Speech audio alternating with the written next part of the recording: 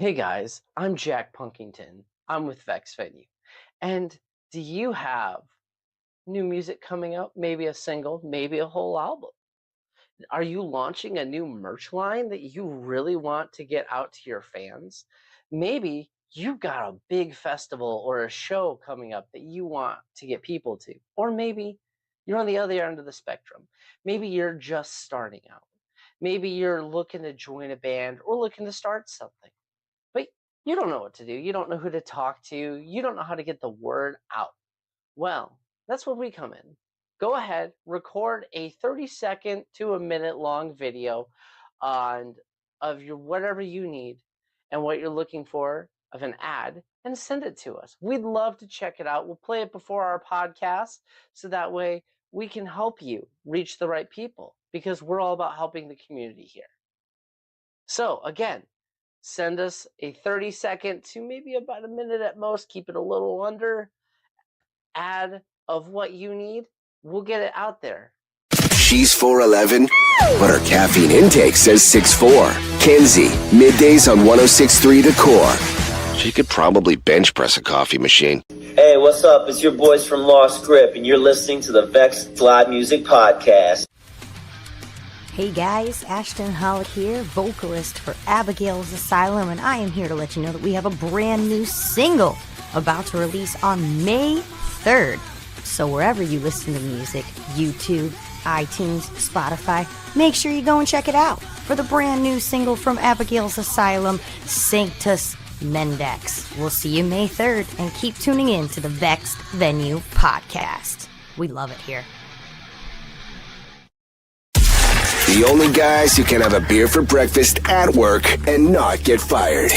The Dave and Mahoney Show, weekdays and Saturdays, 5 to 10 on 106.3 The Core. Thanks to Paintball on Bay Road. More than a body shop. Watch them run!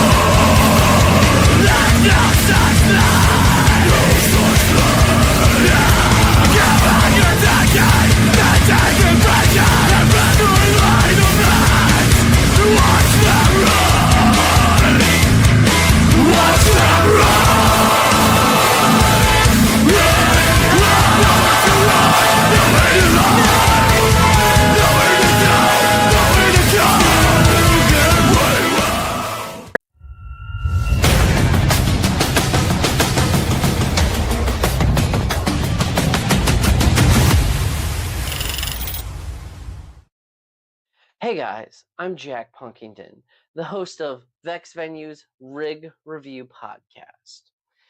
Do you got some gear that you really want to show off? Maybe you have a story behind this guitar that's been passed down by generation in your family. Maybe you found this really cool snare drum on the side of the road and it's got a sick sound and story behind it. Maybe you bought a cursed clarinet from a jazz club down in Nolens and you don't know what to do, but you want to show it off. Well, that's what I'm here for. Go ahead, submit your gear. I will rate and review it. I'd love to hear the stories behind your equipment. I would love to check it out. And not only that, I'm going to have people on my podcast where I will interview them about their stories with their equipment, what they bring on the road, something that really means to them, stuff that they're looking to get, stuff that they're looking to prove with their equipment, and just honestly share and show off what they've got. Maybe you need some tips. Maybe you don't know where to start when you're looking to get into having some nicer end equipment. Does a speaker really matter out of a cab? Do I really need to get a set of Seymour Duncan pickups? Heck, does the reed matter in my saxophone at all? Does it matter what brand? Well, guess what? Tune into the podcast. I will happily answer these questions for you, along with many more. It's Monday nights, 8 p.m. Submit your gear, tune in, listen to the awesome interviews, check out some tips, because you might learn something, or you might have some knowledge to pass on to me so I can pass it on to others. Again, Monday night, 8 p.m. Tune in. Peace, everybody. We are Fault to the People, and you're tuning in to the Vex Podcast. This man's only addiction is to live concerts. Ugh, too bad it wasn't something cheaper.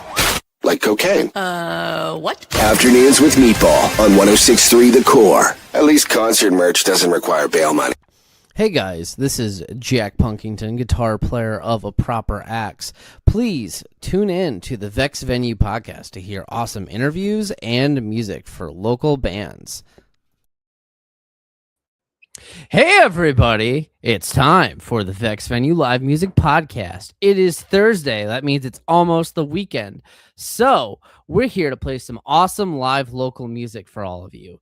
And I am actually lucky enough to be joined tonight by... It's me, Meatball. It is Meatball. What's up, man? What's up? How are you doing today? I am today doing fantastic. Today. It kind of is like it's night, but the sun is still up. Like it stormed a couple of times, and now the sun is kind of up. I have no idea what time it is. Right. We just live in a nebulous. It's afternoon, evening time. Yeah, I'm hungry, so I'm assuming it's one of the meal times. That's yeah. I always get dinner and supper mixed up, but it's one of those two. Yeah, something like that. How you doing, man? Doing great. I am excited for A, not only the weekend, but B, to listen to some awesome tunes with you tonight.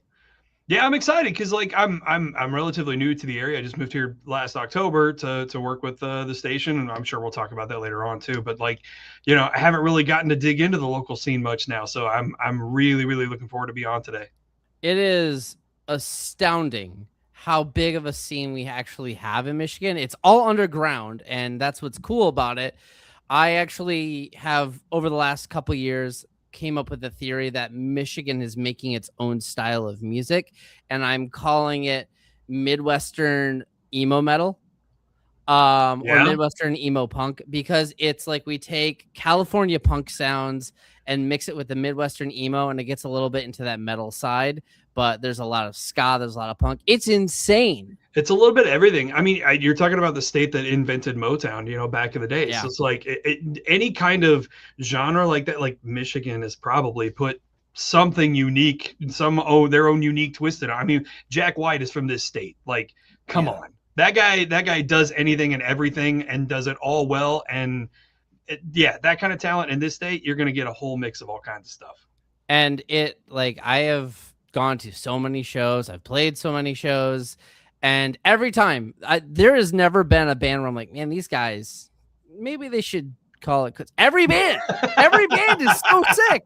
Like every genre, everything is just like, guys, what are we doing? This is amazing. Well, when you live in a state where it's, you know, in the winter, it's dark for, 18 hours out of 24 hours, like you kind of have to figure something out to do.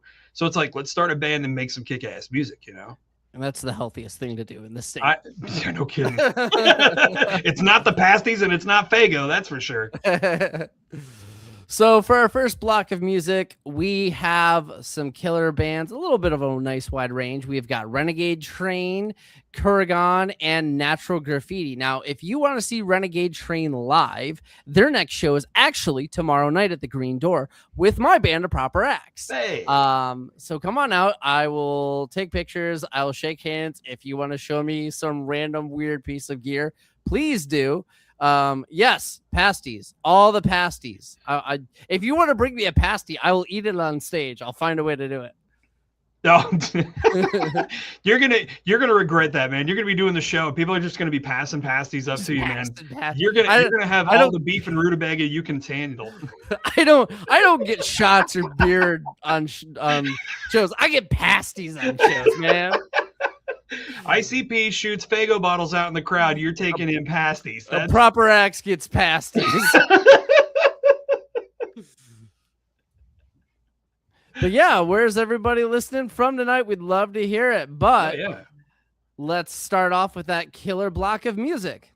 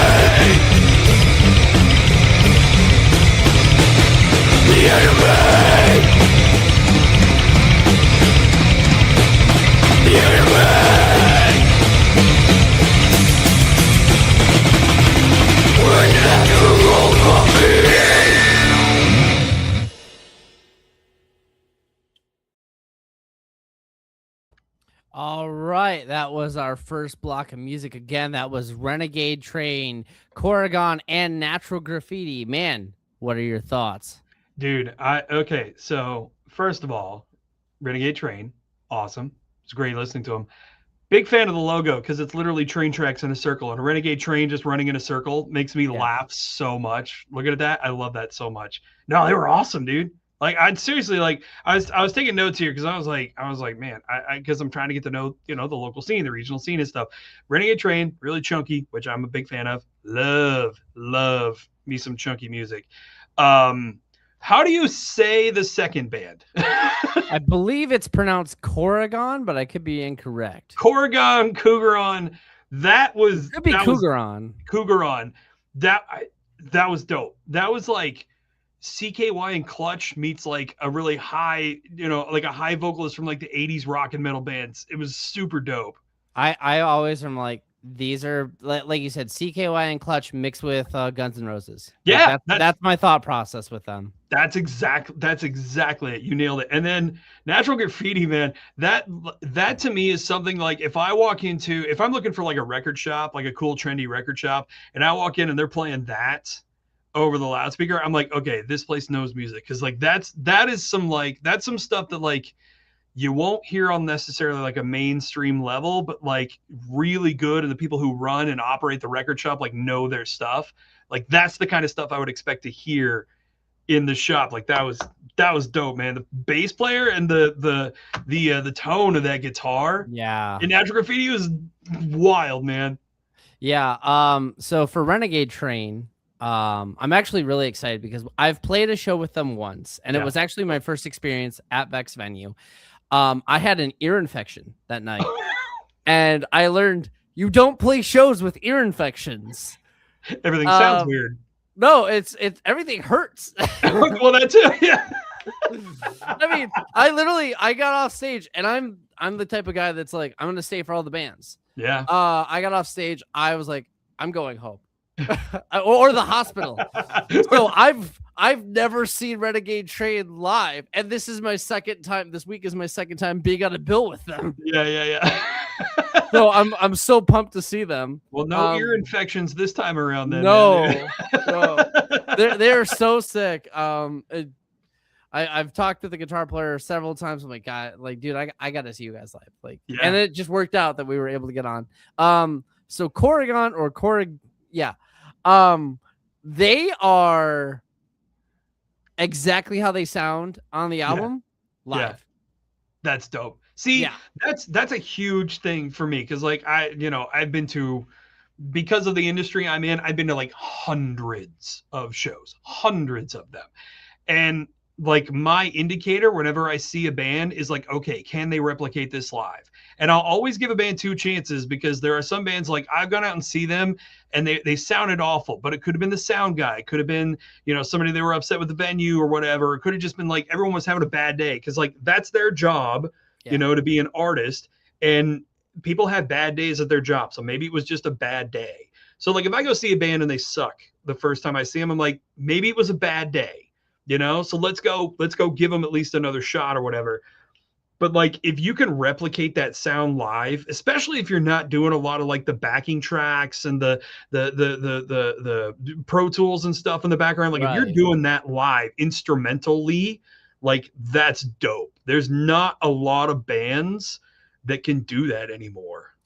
Yeah. I was fortunate enough that, another band like this whole block I've played with all these guys. I was very fortunate too. This year we played with them up in Oscoda at Cabin Fever Fest in like an abandoned bar.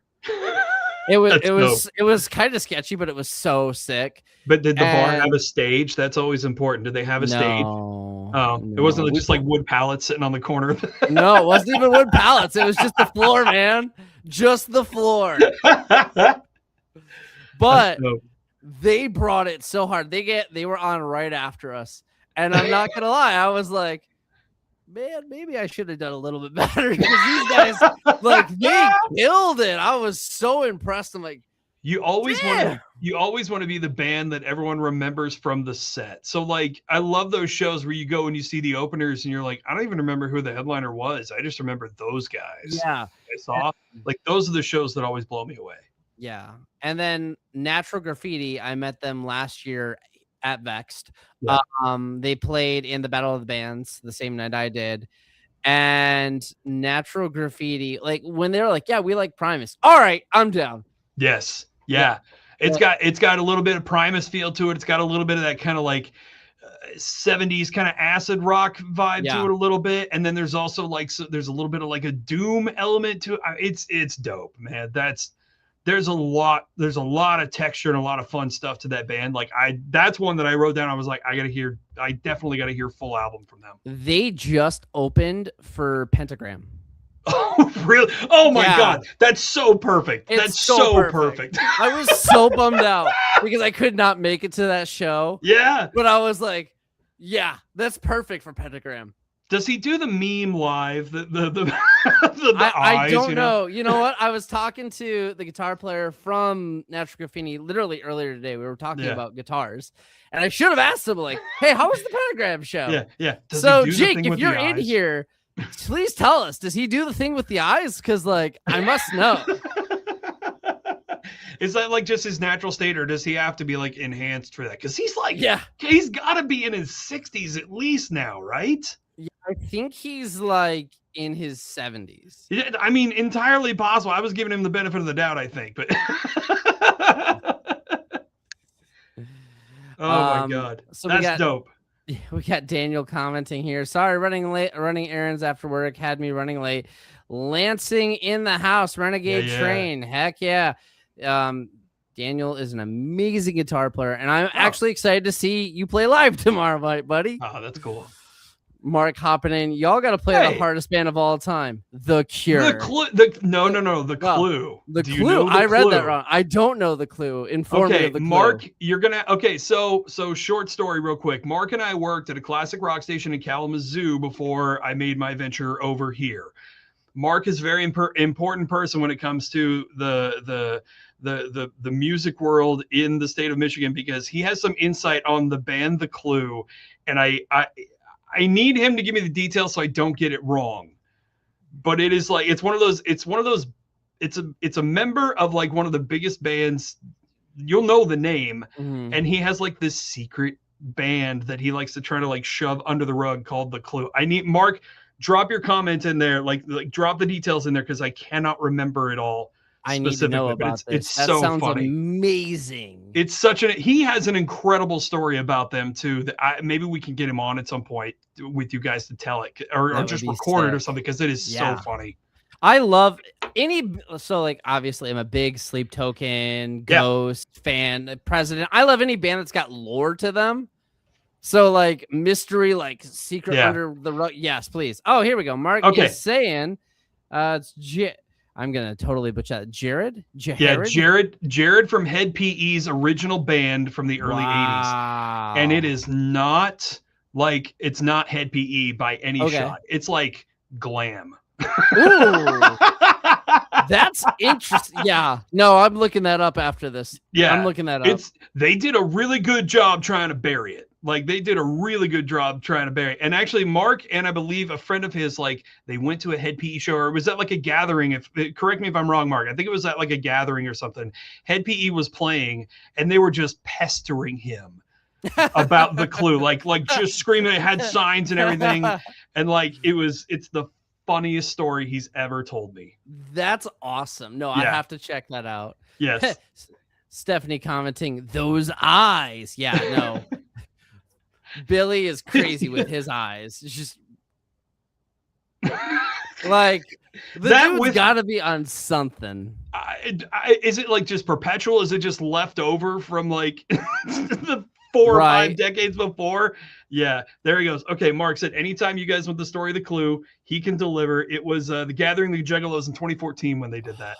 Oh yeah, I need to know about this because I am a closet Juggalo fan. Or a closet ICP fan, dude. You can't be a closet ICP fan and live in Michigan. You're out in the open in Michigan. You can be out in the open. It's the other states around the country where you have to be like, yeah, I have. I like ICP. What? Yeah, I love Fago. That was my after high school, like super early 20 angsty years. Was the ICP. Yeah. That's the number of times like and this may age me a little bit, but like the number of times like we were leaving high school or whatever, and it was like, okay, school's out, and I get my buddy, he had like an old 87 Cadillac boat or whatever, and had like this aftermarket stereo system in it, and we were just blasting Great Milenko. Like, yes, yeah. Oh man, that's awesome. Yeah. So before we get into the next block of music, just a few things that we want to say. So Vex has some shows coming up, everybody. Our next show, we have Neon Coma playing here at next Saturday. And if you want to be on that show, because we want a couple more bands on that, go ahead and submit it. We would love to get you out here. It's a great time. Vex is a fantastic all ages dry venue. It's a great place to bring your kids for their first concert experience. Always check us out. I would love to hear some cool new bands. Come on out. After that, August 1st, we've got Junkyard Slave, Honeyfoot, City Limits, and Augray. I can speak from personal experience. 3 out of those 4 bands are amazing live. I have not seen Junkyard Slave, but I have been so hyped for this. I mean, a name like Junkyard Slave, they have to be like, they got to bring at least that kind of vibe, you know? Yeah. No, they're like, I've just heard their music and it's sick. Yeah. The lead singer of Honeyfoot is the next Pentagram lead singer. Like he does the eye thing. He looks like a goblin on stage. Like he's just all over the place. He's like, he's somewhere between Pentagram and Necrogoblicon is what you're telling me. Yes, okay, exactly. Okay, yeah. And City Limits, just a fantastic metalcore band. Check them out. Cool. And then if you have not heard of Augray, I am new to the world of like death metal, black metal. Best intro to that style of music I have ever heard and been lucky enough to share the stage with. Okay. These guys are fantastic, and they are some of the most professional performers I've been like able to see. Unfortunately, there were some technical difficulties. Didn't care, kept going. Sounded fantastic. Very cool. Very cool. Mark, if you're in there, I can get you a link so you can join in and tell this story if you really want. Yeah, we can have you hop on if you want. And Nova's asking, is the food truck going to be there again? I don't know. I hope so, because man, did they have some good brats. What kind of food truck? It was a chicken food truck. It was deep fried chicken. Unfortunately, I cannot eat deep fried chicken. No. Yeah. That's like God's food, and you can't eat it? I can't eat anything deep fried. Oh, wow. Yeah, I miss McDonald's French fries all the time, dude. You like just can't go anywhere further south out of the Midwest. Like you get to like Northern Ohio, and you're like, all the food will kill me. Yeah. Jeez, man. That's so sad. I feel sad for you, man. I'm gonna eat 2 fried everything now just for you. Do it, please. But on the plus side is I can have the spiciest food of all time and it not mess with me at all. That's worth it. I'm a spice head. Like I did the whole like, you know, the hot sauce collection or whatever, the hot ones, and I did the interviews and stuff. Yeah. I think I have like 20 sauces at home right now, and at least 4 of them will light you up for days. Yeah, that sounds delicious. Mark said maybe next time he could jump in and do this. He goes, he didn't want to take over the show for 2 hours, which that story probably would get us about 2 hours worth of content. Hey, Mark, listen, I once dragged this show on till midnight, dude. If you want to go, we'll go, man. I can make it happen. Well, he also does morning radio, so he's probably going to bed right now. Fair enough. He's going to be up at like 3 a.m., so... Yeah, Stephanie hopping in. We need an air fryer food truck. Yes, oh, that would be awesome. Oh wait, so you can do air fried food? It's like the fried in oil stuff, right? Yeah. Okay. It's a little touch and go. Like I still can't do chicken, which sucks. Yeah. Fries. Depends on the fries. Okay. I can do sweet potato, which is my favorite type of fry. Yeah, so that's good. And they're healthy for you. It's good. Yeah, they're so good. Vex, hop in it. We can have any food truck. Ah, there you go. There's the answer. Can we get an Indian food truck, please? Oh, I want some butter chicken or some chicken masala so bad, please. Dude, a food truck outside of a metal show serving chicken masala and butter chicken. Like, that's heaven. That's just heaven. You get some naan bread and just, Oh, yeah. What time? It's dinner time, right? Is that what we I know, right? We got Carlos hopping in. Check out Blind Eyes by Spitting Nails. Hey, submit it. We'll play it. I would love to hear it. Indian ice cream hot sauce food truck. Yeah, let's do it. All of it in one run. Yep. One shot. Let's do it. I'll do it. One dish. All right. So we've been blabbing a little bit, but that's okay because the next block of music, I got to preference something real fast. So we have Ghost Pipe hopping on next, Nothing After This, and Aqua Monkey. Now, Nothing After This is currently looking for a new vocalist. So if you want to be in a killer black metal death around that style, I'm new to this sound, reach out to them. If you're from the Detroit, Michigan area, I believe they are based out of Detroit. They're a killer band. Their guitar player Rob is super chill, and he uses an orange amp, so that's always a plus for me. Yeah. But yeah.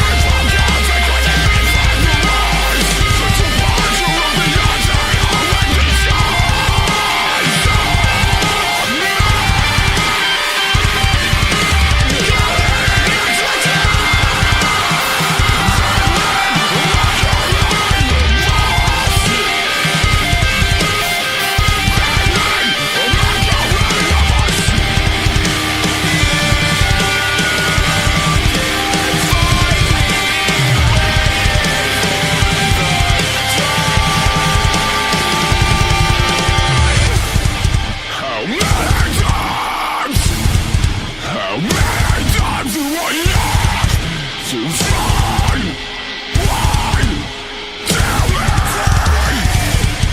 it sad? Is it sad? Tell me!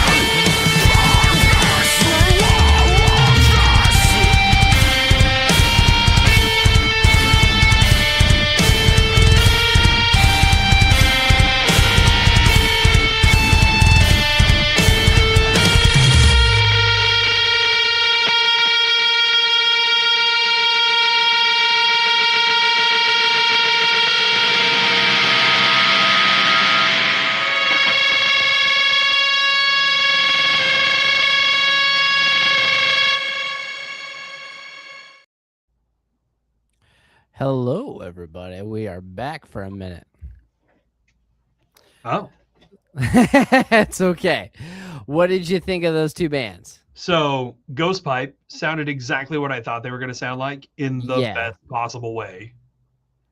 With a name like Ghost Pipe, I was like, that's probably, yep, that's what they sound like. Yep. It was a full sound. And like, again, one of those like really cool, trendy, like rock record shops, you know, I would expect to hear that. Nothing after this. That first vocal line, I was like, Anthony Green, is that you? And then no more Anthony Green. He disappeared without a trace.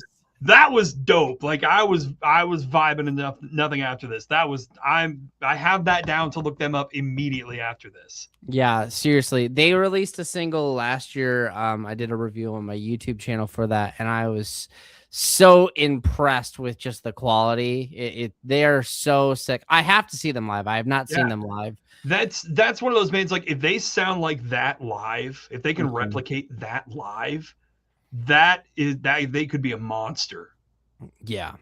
And if you want to be the next singer for that band, go check them out, reach out to them and see what they can do to get you out there. And so we had Carlos while we were jamming out. He was recommending a band earlier, and that was Splitting Nails. The song was Blind Eyes. And he got that submitted. If you want to submit your music This is the form. You select that. We'll see about getting you played next week. Carlos, I'm going to see about getting you taken care of next week for you on that. Mark hopping in here. Mark is the lead singer of True Devil. If you don't know who they are, go check them out. The next big metal, just like straight metal band from Michigan, honestly, in my opinion. Okay. All right. So yeah, go check out those bands. Both of those bands were really sick.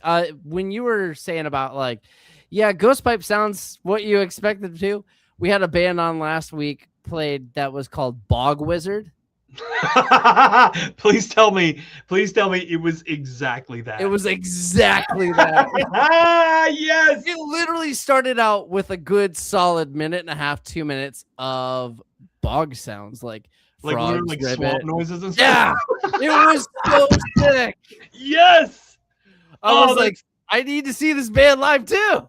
Do they do D&D conventions? Like I don't know, but I need to find out so I can show up and cosplay as my wizard Harry Dresden and just like wreck shop with them. That's dope. Oh, that's so okay. All right, Bog Wizard. That's on the check out Bog Wizard, man. Like exactly what they sound like is It was sick. It was like an 8-minute long song too. There's so much to a band name because, like, you know, back in the day, people were like, "Oh, what's the most disgusting thing we can think of and call our name that or call our band that or whatever." Like, if you name your band Bog Wizard, you had better reach that expectation because, like, that's very specific.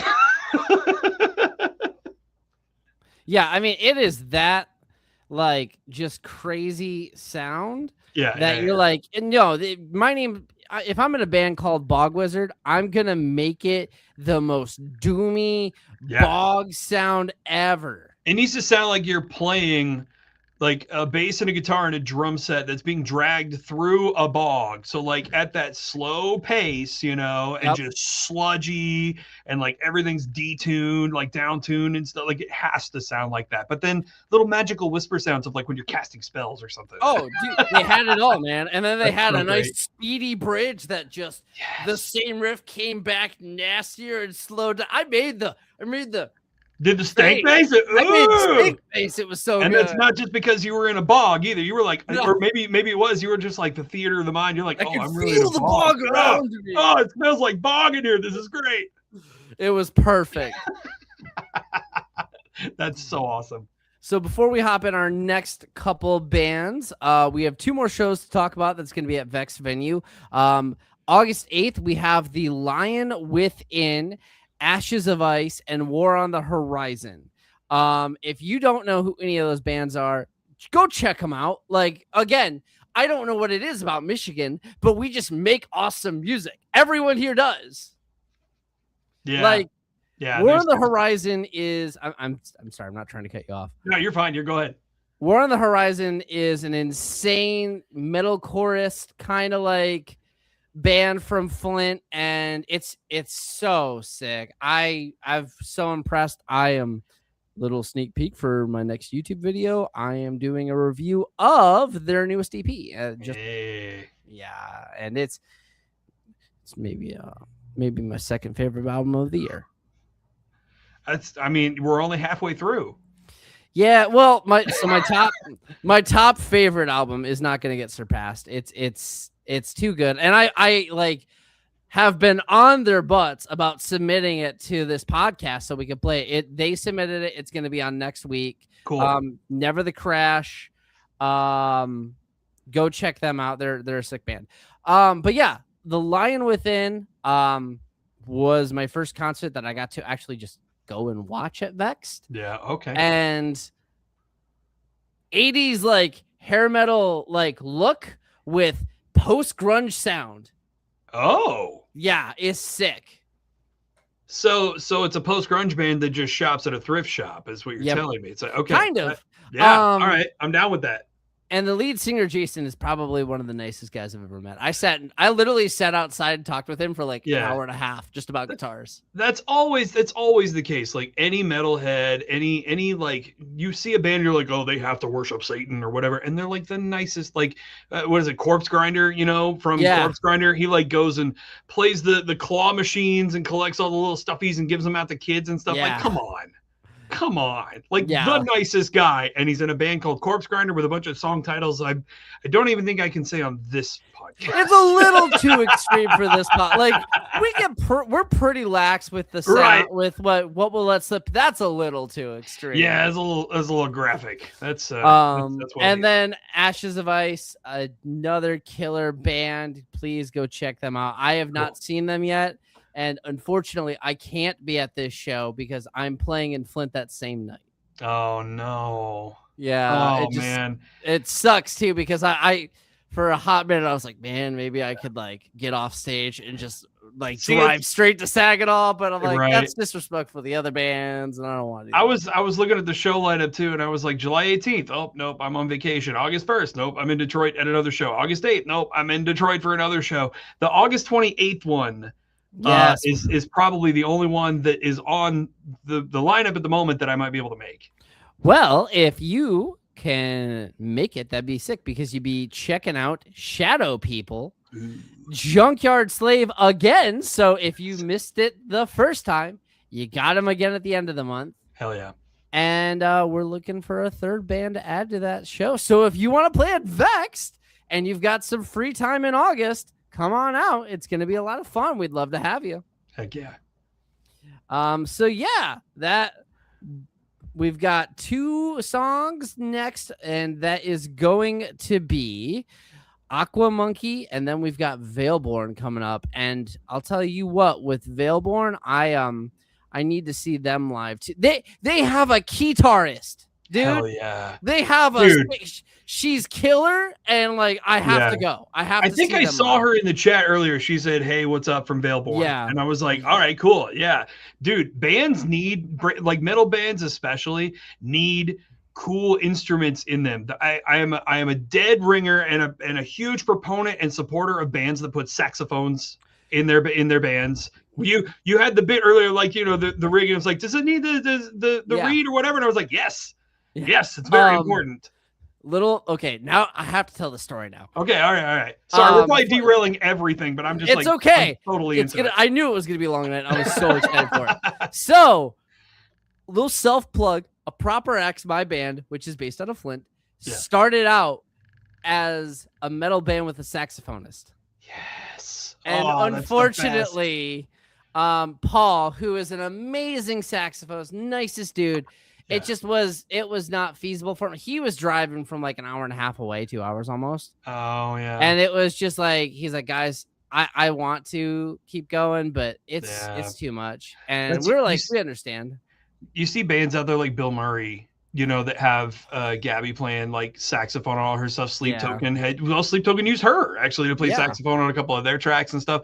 Bands that use cool instruments like that, and a lot of like bands that are using like the cultural instruments now too. So you're seeing like the mandolins and the all the different world cultures and stuff that are using the different like stringed instruments. Like what's the Mongolian band?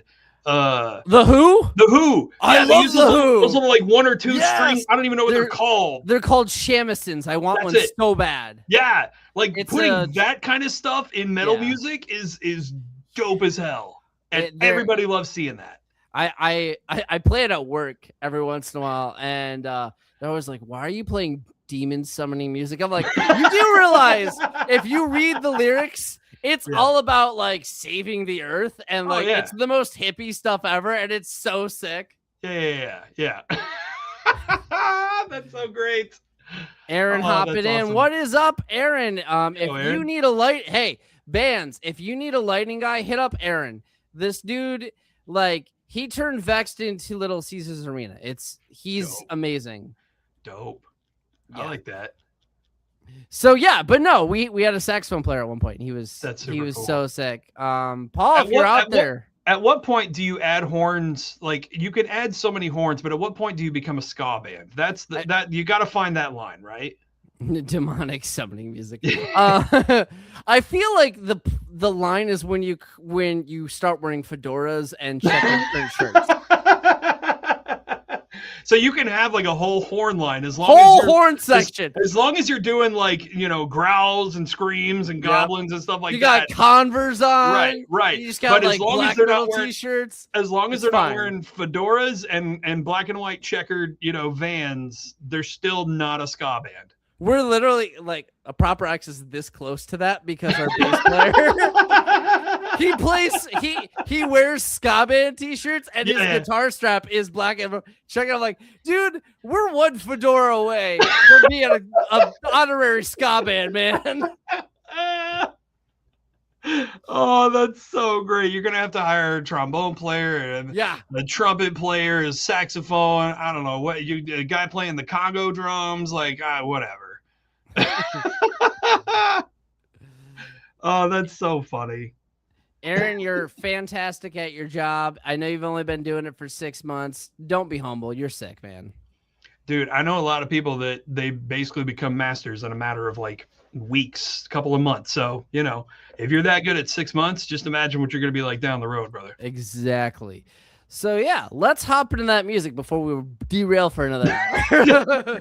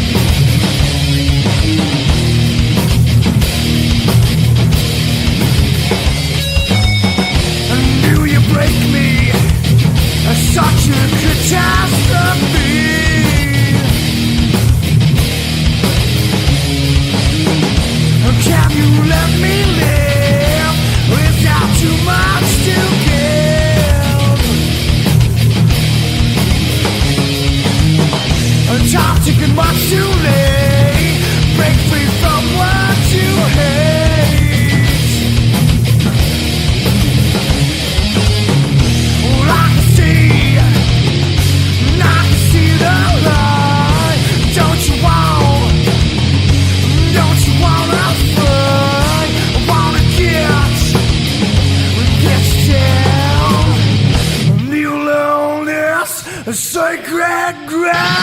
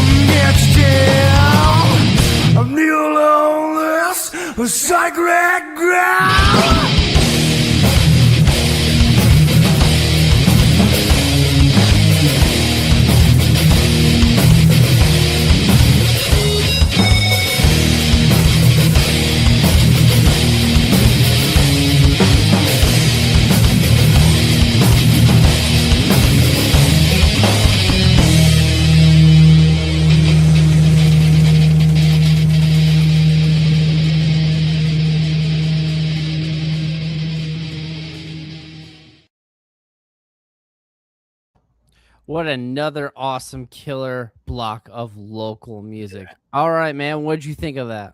Okay, so we said it in the chat once we got to it. We just happened to be talking about, like, you know, once you put on the fedora, you become a ska band. And then we cut to a photo of Aqua Monkey wearing a fedora. Yep. So I was like, well, I guess they're a ska band now. They need a trombone. Yeah, they need a trombone and a trumpet and then a saxophone. They'll be all fine. No, Aqua Monkey was a ton of fun. Veilborn, sick as hell. The mask, the guitar, all of the above, sick. And then Exit Point was cool. It's like that. I don't know. It's just like that straightforward.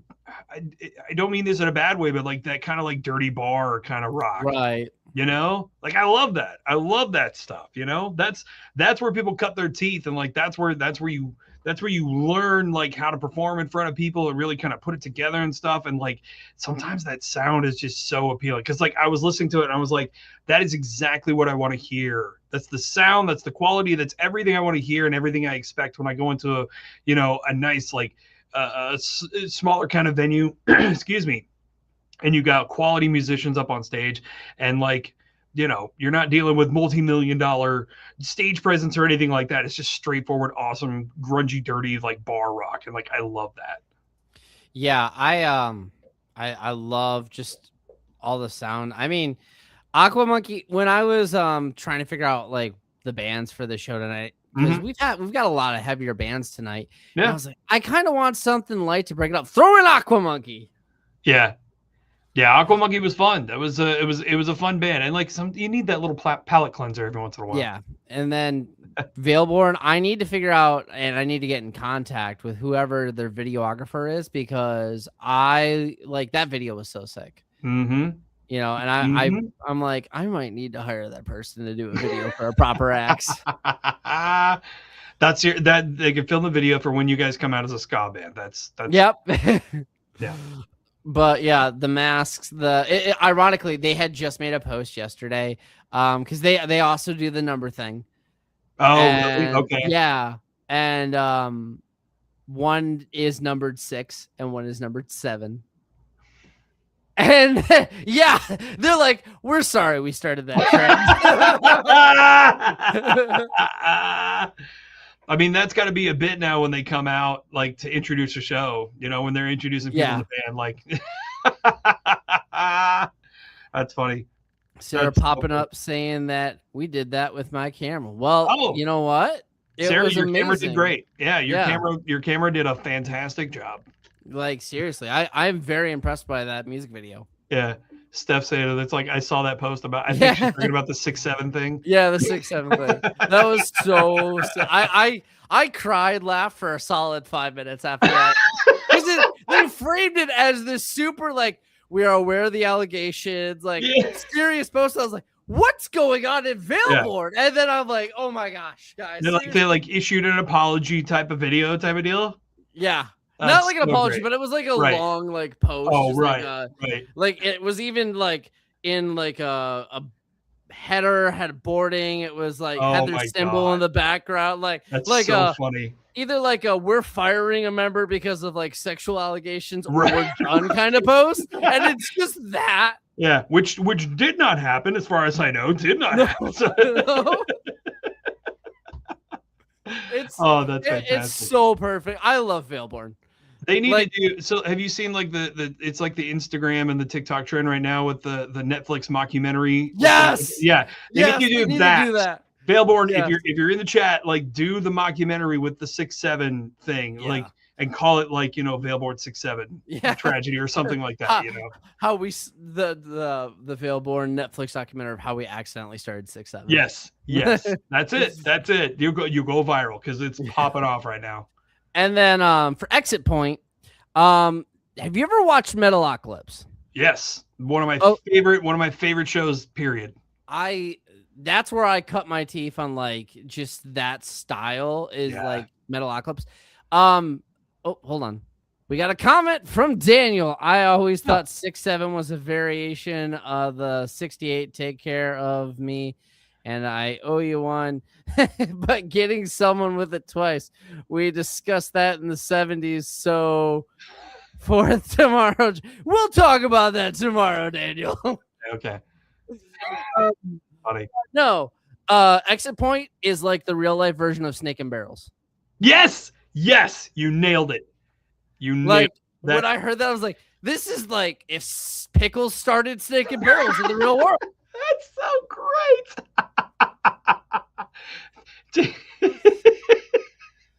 Like the voice was perfect. I'm like, where's the gold top Les Paul? Where's the really like drugged out guys? That's so funny. It's been a long time since I watched Metalocalypse. I'm gonna have to go back and watch it now. Like I get it and I hear it. Like now I have to go back and watch it just for that reference. Oh my god, that's funny. Another shameless self plug. A Proper X is currently writing a song called Mashed Potato Johnson in honor of that show. Do you have like a little blues breakdown in it? No, it's a heavy like southern rock style blues song. That's dope. Yeah, that's dope.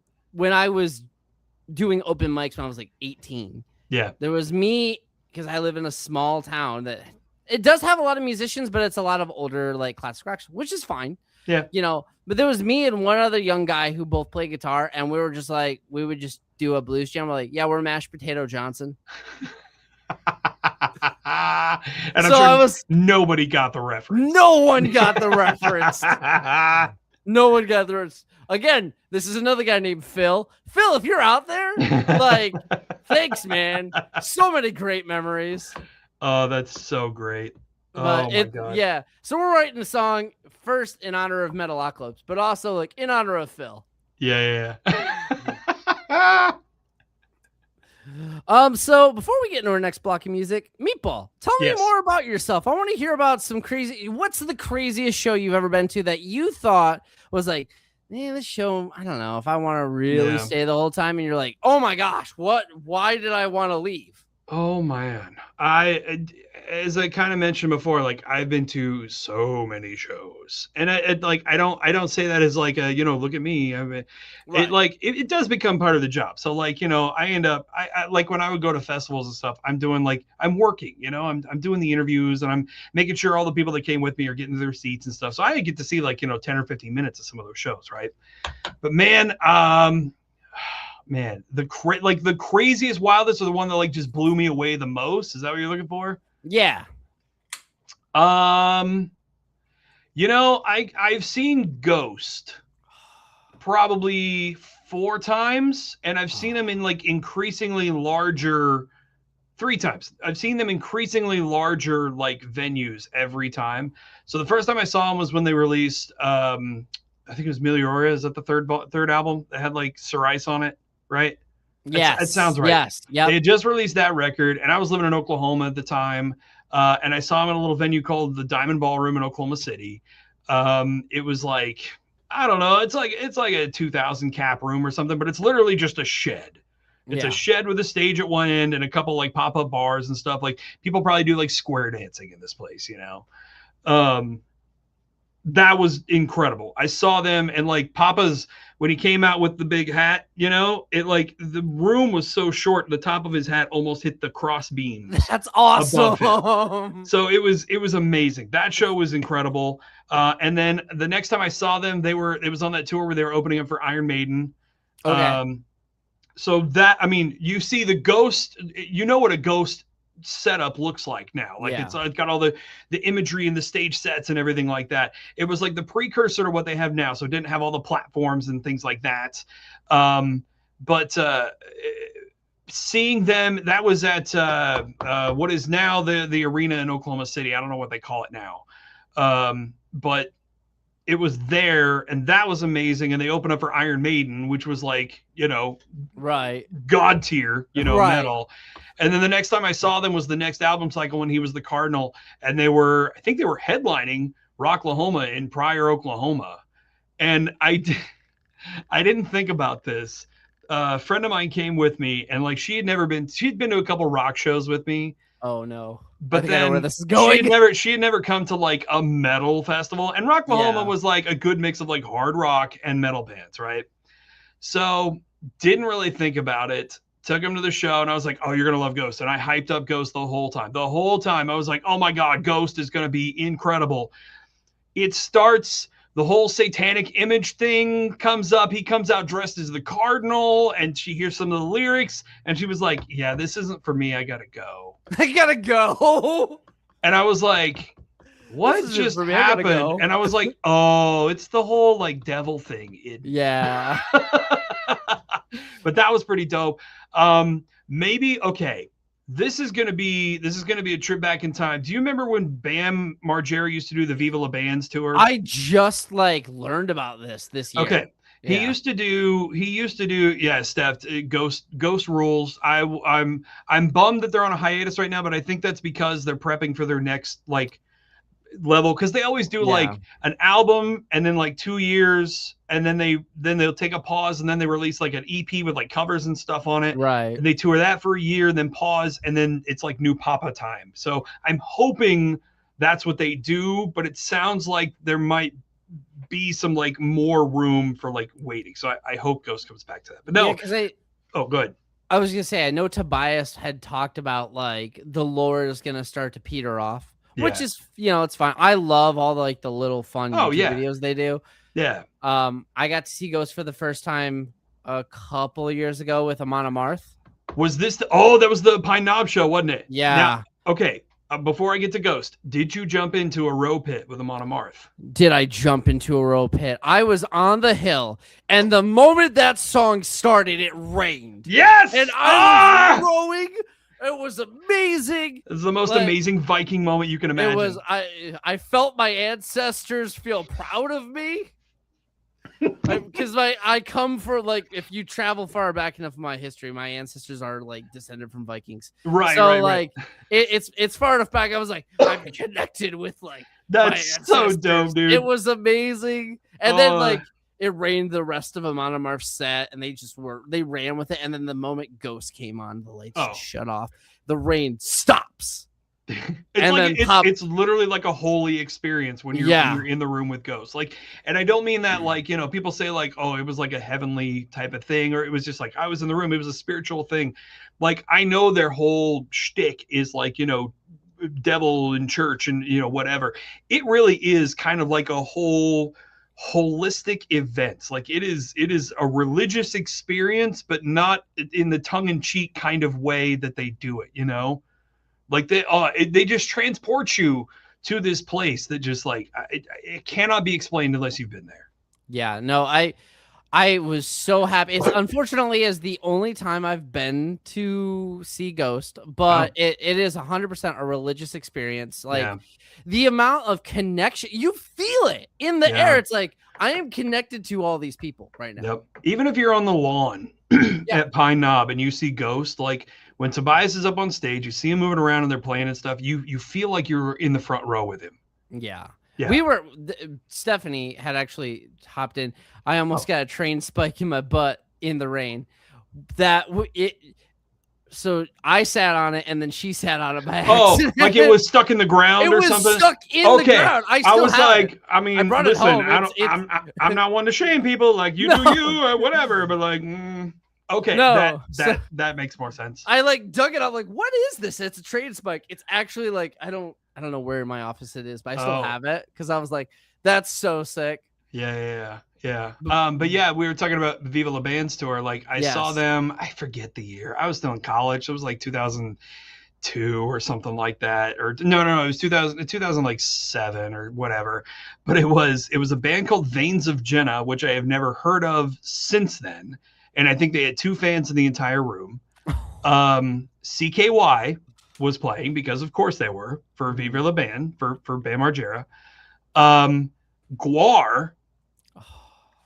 What I would give to go see Guar. And it was Guar with Odorous before he died, before Brocky died. So I got to see Odorous once before he died. And Cradle of Filth was the headliner. Oh, what a lineup, man. What a weird dichotomy of fans. But but it would be a fun show. Oh my God. Those are the best shows. It was a blast. When you walk through the line, like you could see the CKY bros, which were just like backwards ball caps, frat boys, which, you know what? I was kind of one of those in college too. I'm 100% on board with that. There was the people there for Guar, which you could identify from the white shirts that were no longer going to be white. And then everyone there for Cradle of Filth was head to toe black leather, black jeans, metal, white makeup, everything. It was like you could tell exactly what band somebody was there to see in that show. And I remember this. I was there with my buddy Jacob, and I'll have to show you photos of the before and after of the show because it was bonkers. We made our own T-shirts. It was the dumbest, stupidest thing ever. But like we were dumb and stupid in college, so we were standing there between CKY and Guar, and this guy walks up behind me, and he was clearly there for Cradle of Filth, wearing this like, high neck, high collar, leather trench coat all the way down to like his ankles. And he was like, do they really spill? And he sounded just like this. He was like, do they really like spill blood and stuff on you? Blood. Yeah. And I was like, oh yeah, bro, you're going to get disgusting after this. He goes, this jacket was like $500.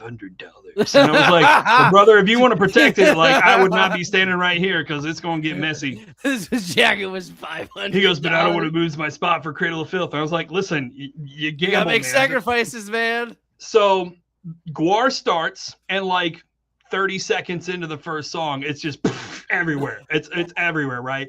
Yeah. And I'm looking for this dude just to check on him, and he's like kind of trying to hide behind somebody to like protect his jacket. And I was like, I mean, more power to you, buddy, whatever.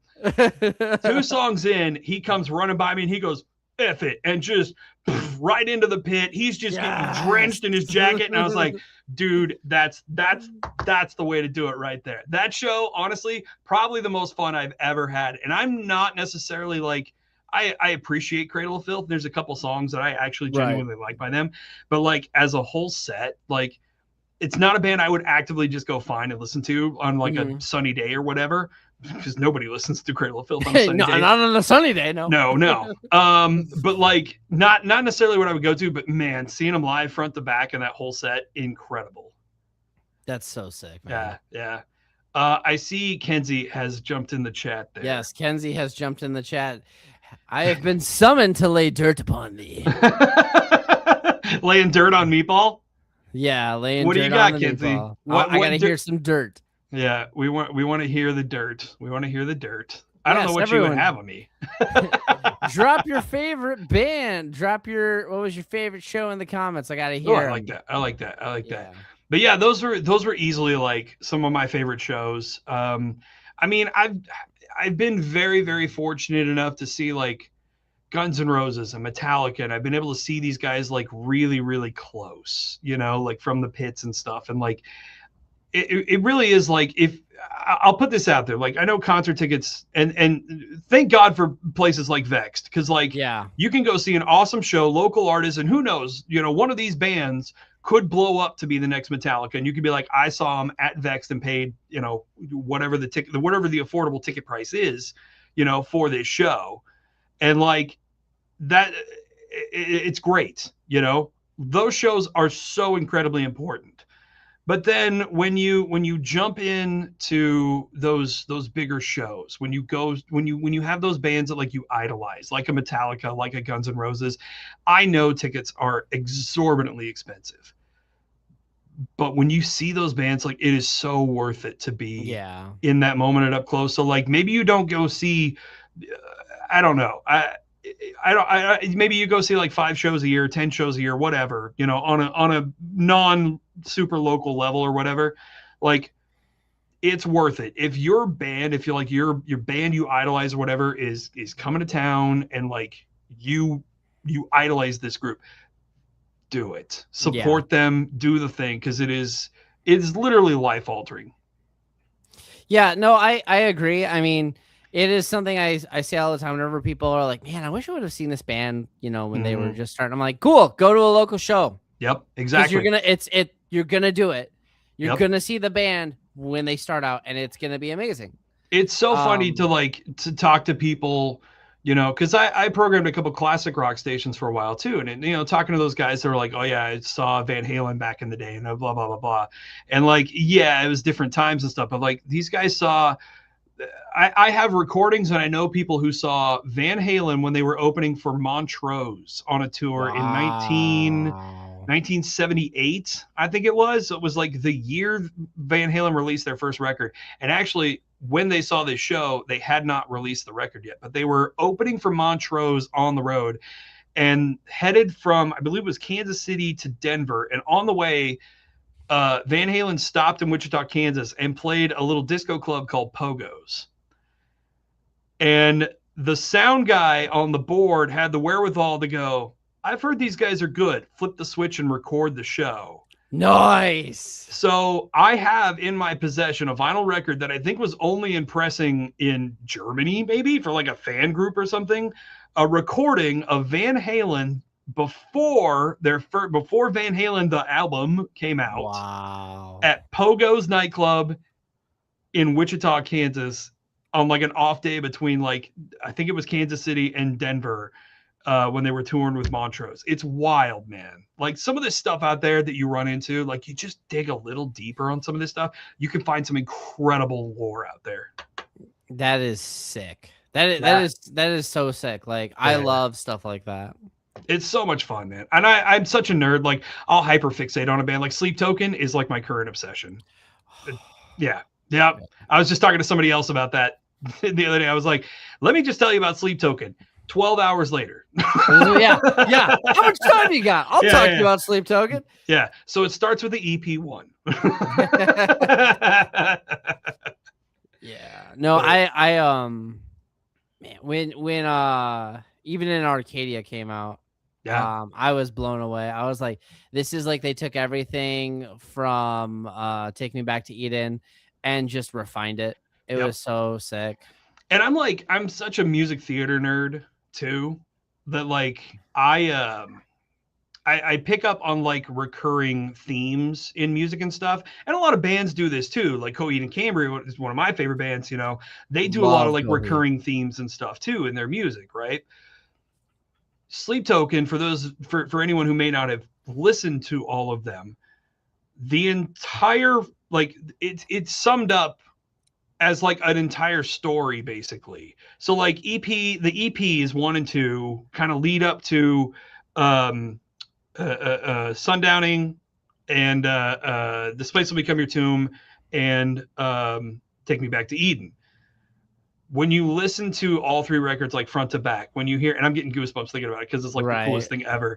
You hear that opening doo doo doo doo doo doo, at the beginning of the record and Sundowning, and then you hear that exact thing fade out at the end of Take Me Back to Eden, and it's literally like a 3-album story front to back. Oh my god. Have you listened to the mashup song? There's a mashup of those 2 songs together.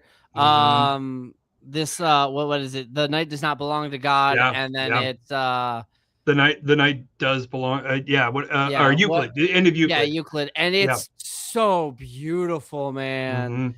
It's like that dude Vessel, like, incredible writer, incredible musician, and like it has to be a theater nerd too. Has to be, because like that's beautiful.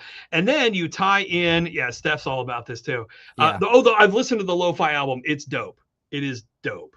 I have not listened to it yet. She has told me I need to listen to it. And the Lo-Fi album's really good. The instrumental's really cool too, because like you can kind of hear it in the background. Like you can hear the vocals, in your head, and you're like, wait, is that? Nope, I'm just singing it in my head. But no, like Sleep Token, you hear those notes, especially in the back half of Take Me Back to Eden. You start hearing little hints from the previous albums. You're like, wait a minute, that's the exact same lyric concept, like that's the exact same kind of instrumentation, that's the same progression type of thing, and you'll hear common themes and stuff. Like that kind of story building and telling and stuff is like one of my favorite things in rock music. When you can build, it's kind of like we were talking earlier, it's like you can build that lore and build that kind of background and story. Like you get people interested and you get people psyched to like talk about it. Oh, it's the best. Yeah. Whenever like I'm talking to someone new about Sleep Token, I'm like, do you know what a warlock is? And they're like, yeah. I'm like, yeah, it's a warlock band. It's what happens if a warlock decided to also be a bard. Like it's what Token is. It's what happens if a warlock and a bard got their heart broken, like in the worst possible way, and they were like, you know what? I'm going to sing about this. I'm going to sing about this and do it in the most magical land you can imagine. I have been fortunate, and if anyone spoils this for me in the comments, I will shut this podcast off right now. Oh. I have avoided the leaks. I still don't know who anyone in the band is. Oh, good. And like I'll tell you what. So I'm not going to spoil it. I'm not going to throw it out there. Like, but I will say I follow a lot of those communities because I'm obsessed with it. Mm-hmm. And it seems to be like, it's one of those, if you know, you know, and if you know, you don't. Yeah, exactly. So it's like, if you do know, keep it to yourself. And everyone seems to be pretty good about that. Yeah. I've only ever had to punch one person about it. The spoiler is Vanessa, or the spoiler Vanilla is Ice. Vanilla Ice.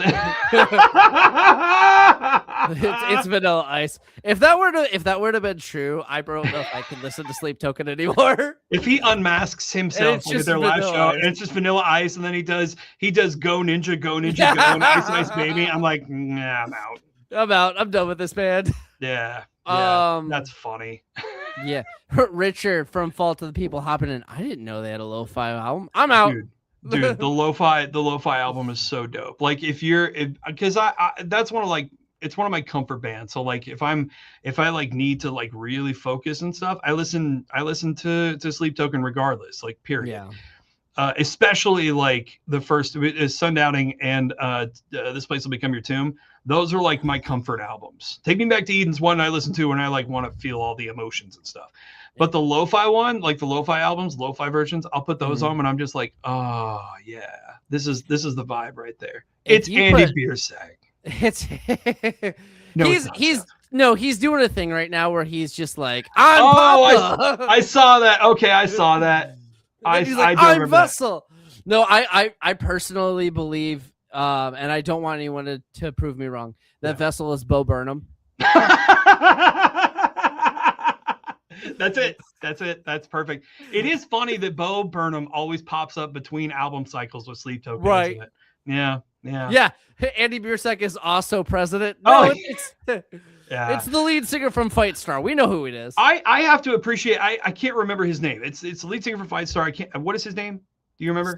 Stephanie knows who it is. Yeah, Stephanie. Give me his name because I can't remember.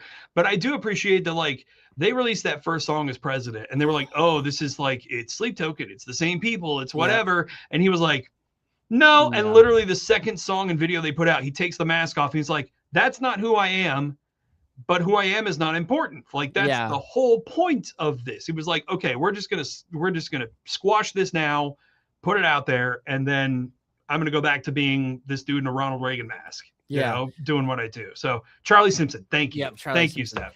We listened to In the Name of the Father together when it first dropped, and then she's like, she's like awestruck. She's not saying anything, and I was like, yeah, isn't that good? She's like, hold on, pulls out her phone, and she pulls it up on YouTube. It's this guy, and then she pulls out Fight Star, and I was like, how have I never heard of Fight Star? I had never heard of Fight Star before either. So like when they were like this big reveal of like it's Charlie Simpson from Fight Star, I was like, oh, that's a new band I need to go look up now. Cool. Yeah. And no, okay, I'm gonna get hate for this. So I like President. I love Sleep Token. Yeah. I think President needs to focus a little bit more on what they're doing. I agree. Because In the Name of the Father is still my favorite song by them. It hits all the things I like. Mm-hmm. And I have no problem with bands like experimenting and doing other things. Oh, of course, and stuff, you know, but like their first EP is a little too much like this direction. It seems like they don't know what they want to do yet. We were talking, I think it was before we actually came on the podcast here. It's like, you know, a lot of bands right now are just kind of throwing stuff at the wall and trying to like, inject as many different genres into what they're doing just to kind of see what sticks. Because it's like I even said it was like there's metalcore, which is already a subgenre, and then there's subgenres of metalcore. So it's like subgenres of metal and metalcore type of stuff now. And that's where you get like Bad Omens, that's where you get Dayseeker, that's where you get those kind of bands, the kind of like melodic metalcore, ethereal, whatever. There's 1,000 different names for all these subgenres, right? So like there are bands out there trying to replicate what Sleep Token does, because I mean you're talking they're infusing funk, jazz, pop, hip hop, which I mean we saw with nu metal, a lot of bands do that already, but they're doing it in such a weird seamless way that nobody's ever done before. Like I don't know if you could replicate that kind of vibe without people immediately saying, "Oh, you're just a Sleep Token copycat." Yeah, which is kind of what happened with President right out the gate, unfortunately. And it doesn't help that they're like the same record company. Yeah, like that doesn't help. Same distribution overseas, I believe too. So yeah, it was all kind of the same vibe and stuff. And I get it. It's definitely different, but yeah. Steph, I'm with you. I'm with you guys. I think Name of the Father is easily the best thing they did. They picked the best song to do themselves with, and everything after that has been it's been good. It's been good, yeah. But I like with an EP too, you throw like a bunch of songs out there and you kind of see what sticks. And now they're getting ready to put out a full album now, which I'm hoping has more of a linear direction with it. Yeah, I'm excited for it. I mean, like the single Mercy came out and that was really good. Like for me, it's In the Name of the Father, Mercy, Angel Wings, and then Destroy Me, and then like it just kind of goes down from there, like slowly. Fearless. See, Fearless is okay. Fearless is very Bring Me the Horizon. Yeah, I get like Throne vibes from Fearless, but like, and that's the thing is like it's not modern Bring Me the Horizon. It's like Bring Me the Horizon from like like the Drown era. And it's good, but like, and then Stephanie hopping in here saying Angel Wings and Rage. I cannot get into Rage. Like I've listened to it and I'm like, it's a solid song. I'm not gonna say it's bad because it's not, but I'm like, it's too much for me. It is too much for me. Like if it comes on, y'all listen to it, but it's the song I'm not gonna look out for. Yeah. I feel that. I get it. Totally get it. But again, new band with a lot of hype, a lot of money and hype behind them. Like they've got to live up to a certain expectation. So they've got a lot riding on this album coming out. So I'm with you. I hope they find some focus with it. And I'm like I said, I'm not against with what they're doing, but it seems interesting. To go kind of back into Sleep Token, like Sleep Token, and it just happens to work out that Vessel has done such a fantastic job of streamlining everything. And then even the covers they do. Like I was at work and I work in a bus factory, shipping and receiving. And Andre 3000's Hey Ya came on. And one of my coworkers was like, I mean, I love this song. And I was like, oh, really? And then I brought out the Sleep Token version. I'm like, what'd you think of this? And they're like, oh my God. Yeah. Puts a whole new tone on that song too. You're like, hey, yeah. And then you listen to you're like, hey, yeah. It makes you cry. It makes you cry. How can you make one of the song about shaking Polaroids like so sad? Come on. It's so good. And then they do Are you okay? Are you really okay? No. Yeah. What's the song they did with Loathe? Stephanie will know because she loves Loathe. Oh, I love Loathe. Loathe is one of those bands where like I probably can't tell you more than like one or two song titles. But I will put on those records and just let them go. Yeah. Like that shoegaze kind of stuff. You just let it roll. Oh, it's so good. But yeah, when he did the collab with Loathe, like that's what turned me on to Loathe. Yeah, same. And now I'm just like, ooh, man, okay, all right. Yeah. Very cool. Is it really you? Is it really you? Okay, I was close. I was like, do you really? I mean, is it like one of those is a Sleep Token song and one of those is a Lobe song? One is one. So yeah, they have you in the title. You in it. Yeah. But let's bring it back to the local scene. Yeah. So for Vexed Venue here now, if you want to enjoy these podcasts, but maybe you're not here right now, maybe you're in the future and you're like, man, I missed this podcast. Don't worry, we have these all on YouTube through our playlist. And maybe you're like, I don't want to hear these guys ramble so much. Don't worry, we got playlists of all the bands that we play on the podcast on our YouTube channel, so you can go listen to just the music. I sincerely apologize to all the local bands because you unfortunately snagged somebody from radio to come on and talk about music. I will not stop talking. It's okay. We got some more tunes to hop into, and then we can have more discussion afterwards. But if you want to have some random dude here named Jack and an awesome co-host just talk about your music, submit it. If you want to play it Vexed, submit it. If you have music equipment, we have a whole other podcast called the Monday Rig Review that I host. I am a huge gear nerd when it comes to any music equipment. If someone has a hurdy-gurdy for sale, please let me know. You submit it. I want to hear your stories. I want to hear your cool pieces of gear. Tell me everything. And that's on Mondays. And I've already booked up like the next 3 weeks. Nice. Maybe even 4 weeks of interviews for people. I'm so excited. Natural Graffiti. I was just talking to Jake about that. He's gonna get that submitted in. Nice. Richard was on. I was thinking of Alco Monkey. I was like, is he gonna wear his fedora? But that's a different band. That's maybe Jake. Maybe you have a fedora. You just throw it on. Whatever. maybe he'll come dressed up as Les Claypool. That'd be cool. Oh yeah. Because they love that band, and I don't blame him. Primus is sick. I want to I want a theremin really. But if you don't know who Joe Bominasa is, the next greatest blues guitar player of all time, he rocks a theremin at his shows, and it's a sight to behold. Theremins in rock and metal bands, hell yeah! Like as much as I'm all for saxophones, theremin. Yeah, bring level. It out. And again, I bring out the hurdy-gurdies for some metal. Yes, I need a hurdy-gurdy. Yeah.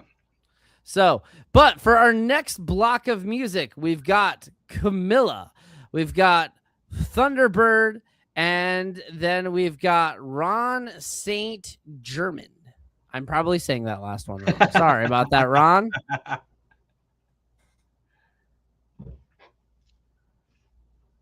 So please enjoy this music.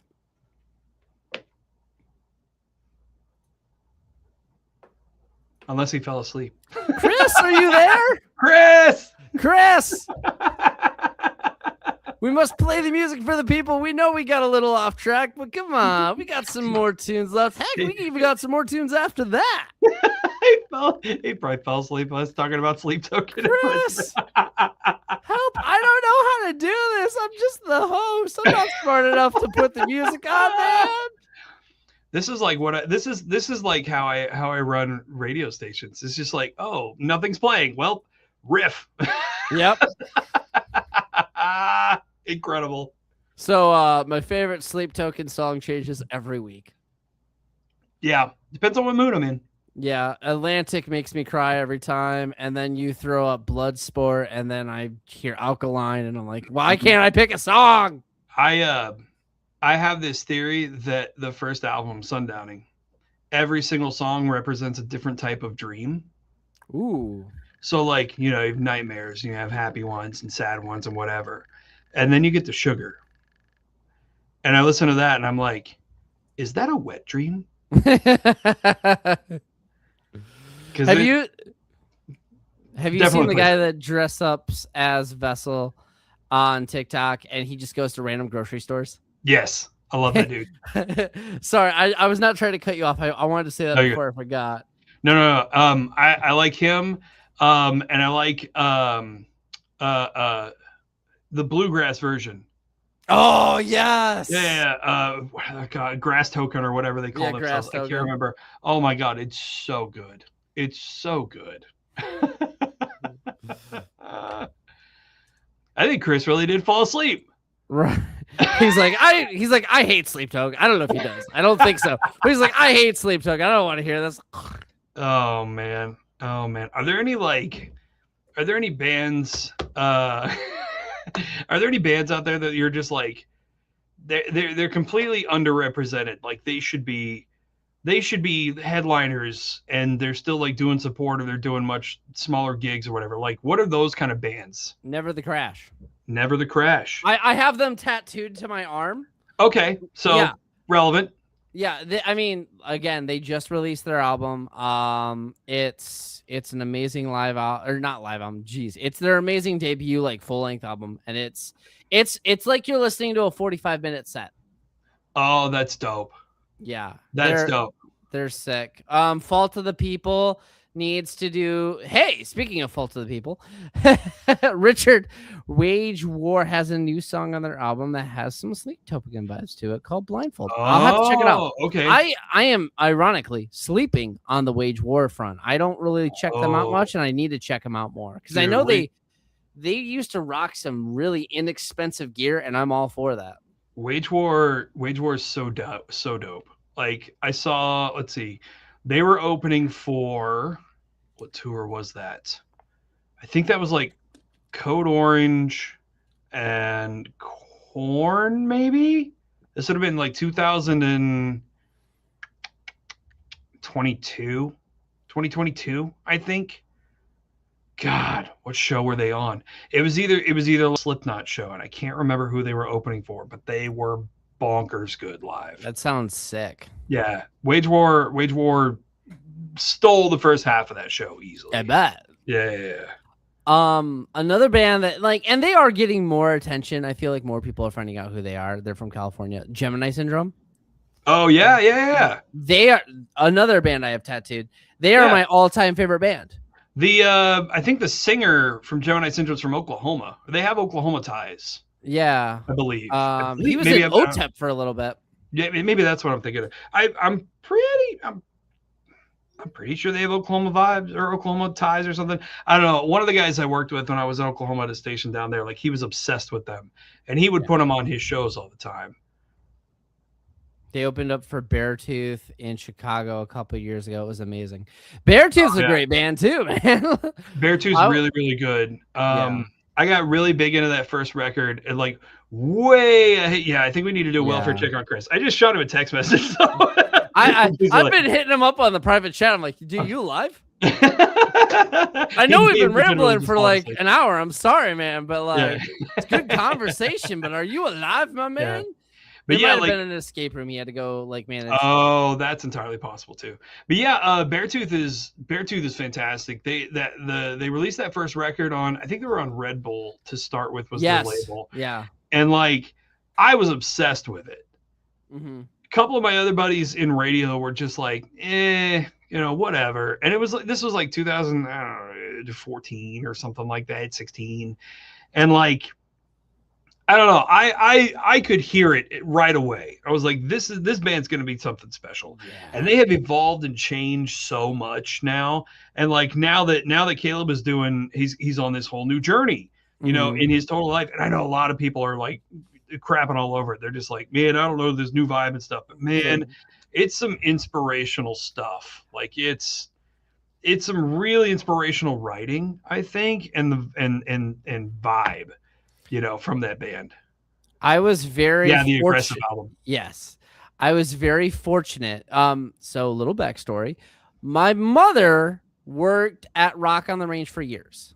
Oh, okay. She got to meet a lot of bands and stuff. And in 2015, she got me tickets to go. Cool. And that was Beartooth's first festival. Whoa, really? Yeah. So you got to see Beartooth right. I got to see Beartooth at the beginning, and it was amazing. Caleb I was like, these guys are fantastic. Because I had heard the EP, because my sister was like, you need to check these guys out. You'll like this band. Yeah. And when I Have a Problem came on, I was like, oh, yes, more of this, please. This is amazing. One of the songs that A Proper X has on our upcoming EP, which is called If You Don't Like That, You Don't Like to Have Fun, You Like to Party. We have a music video idea, and it is tied to Beaten Up Lips by Beartooth. That's dope. Like the music video that they do where it's literally like a house show that catches on fire. I'm like, I have to do something similar. Like I want to do a house show style vibe. Yeah. And yeah, no, that whole EP, I mean, Beartooth is sick. Caleb, he is the best lyricist I think out right now for that style, because like he knows how to just write hooks.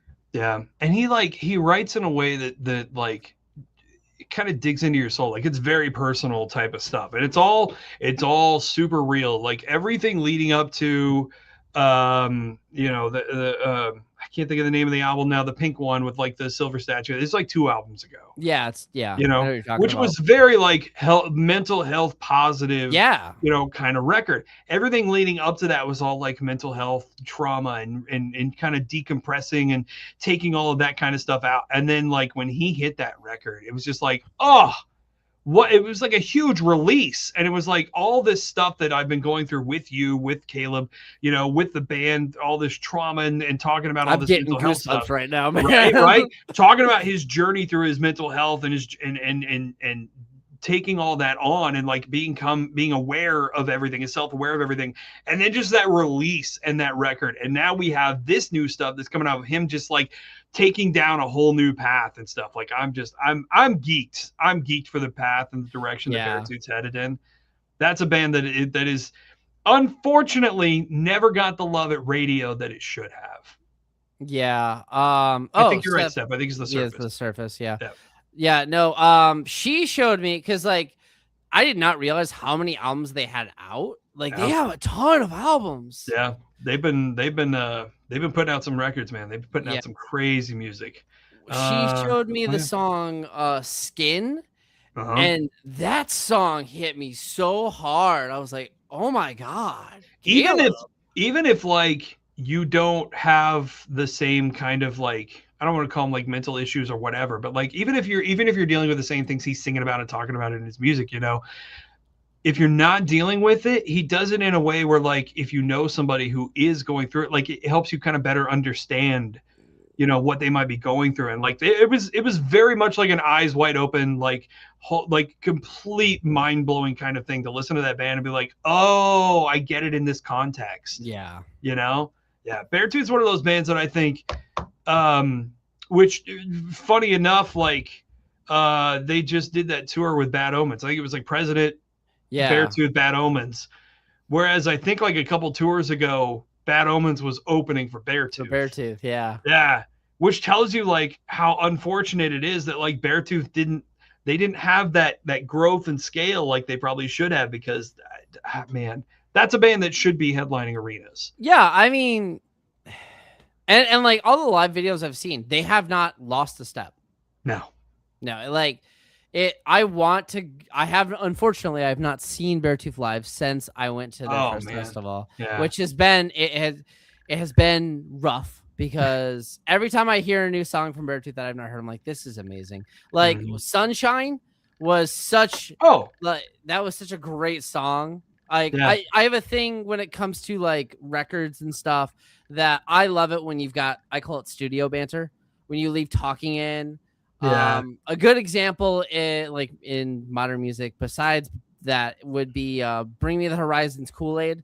When he's just singing the melody at the very end and they just added that. I love that stuff. So when I hear like I'm actually gonna blow out my voice and then he just starts screaming. Oh, it's beautiful. It's so real and it's so raw, and that's something like it goes back to that ultra like processed and backtracking type of stuff and the Pro Tool stuff that some man's doing. You know, I'll put them on blast a little bit. You know, Five Finger Death Punch uses it somewhat. You know, but like that's still a fun show, and I know they have a massive fan base. And I, you know, if somebody wants to take me to a Five Finger Death Punch show, I'll go, because you know, it's a fun show. But like when you're talking about like, I don't know, when you're talking about something like that, like it's pretty special. It's pretty special. Yeah, no, I'm right there with you on the Five Finger Death Punch front. You know, like, I'd go watch them. You know, it's kind of sad that like up until recently they've just released a new song at Eye of the Storm. I was actually like, okay, this is the best song you guys have ever written. it's kind of sad that the best song they've ever written is about normal for me for other songs. But like, I love their covers. Their covers are great. Yeah. No, they're pretty awesome. They're really nice guys. You know, they're represented well with a lot of people. And I mean, for the most part, like, I don't know, they just kind of, it's, I don't want to say like the clientele around them, but like, there's just a thing about them that kind of turns some people off, which I get it, you know, but that's just one of those things. It's just like a difference of opinions. It's just like, it's just not for me or whatever. But like, I still love going to see them live. I still think it's a fun show. I get to see, they're big enough though, that like they bring a lot of different bands with them to open their shows. Like one of the first times I saw them, I also saw Volbeat. I think they were direct support for them. I have hot takes on Volbeat. Oh, do you really? Okay. Yeah. It's Rockabilly Metallica, and that's all it is. Volbeat, I'm sorry to like cut off your story. No, you're good. Go for it. Said Volbeat, and I was like, I got some takes. So Volbeat and Breaking Benjamin fall in the same camp for me. Again, Rock on the Rage 2015. I saw them both this show. I hated both bands until I saw them live. Mm-hmm. It just, I don't know what it was, and then I fell in love with both. Yep. They are bands that you have to see live to experience them, and it's just like, what was I doing? You know? Yeah. How dare you? How dare you? No, dude, Volbeat's a fun show. I really like them. Breaking Benjamin's one of those bands too. They're kind of like a cookie cutter, like stereotypical 2000s rock band or whatever. They're in like the divorced dad rock. They're the modern divorced dad. Yeah. But like I always tell people, like, the nice thing about Breaking Benjamin is if you know the lyrics to one song but you don't know the lyrics to another one, you can just sing the lyrics from that song to that one, and it still works. I unapologetically now love Breaking Benjamin. It's so and it's weird because my favorite album is their worst album.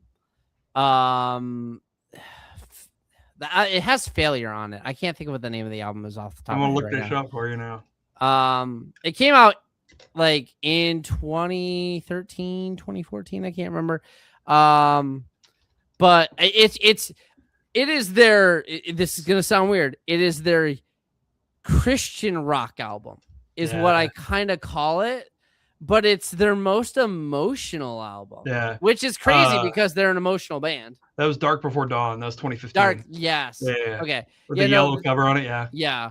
No, Failure was just a fantastic song. I mean, Ashes of Eden, I think, is that on that one. Yeah. And that makes me cry every time. Yep. Yeah, Breaking Benjamin's an awesome show. And then also, God, one of the other bands that I got to see open up for Five Finger Death Punch was Nothing More. Oh, that first record. Oh, what an experience. They were just babies at that point. I don't even think they were doing the whole Scorpion thing on stage yet when I got to see them. And I was late getting to that show.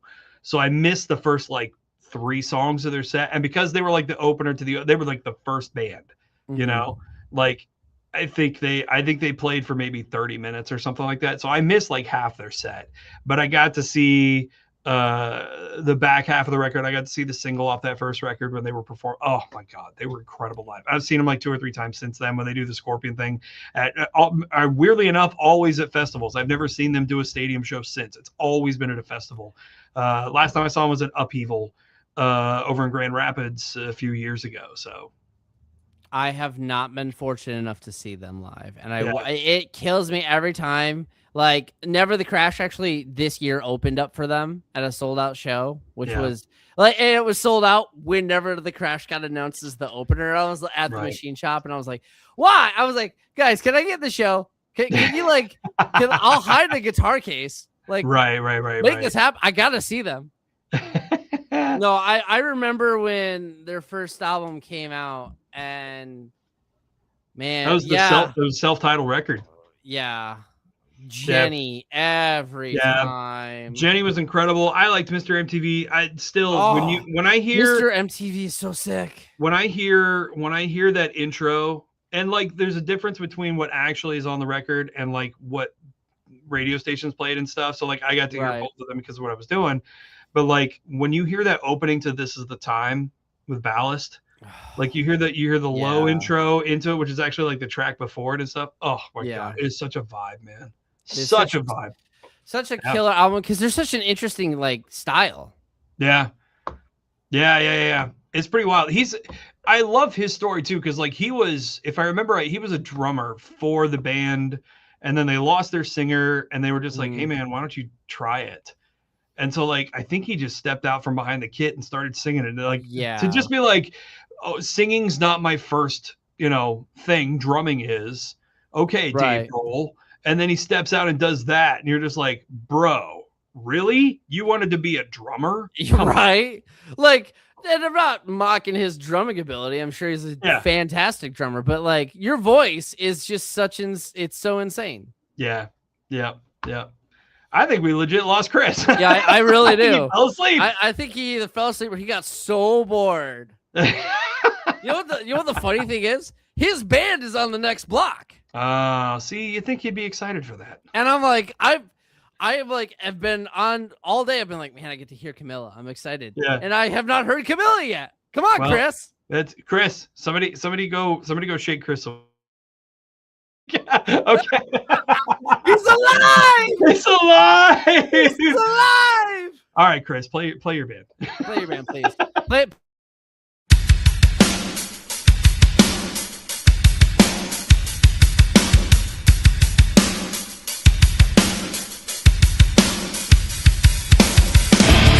Behind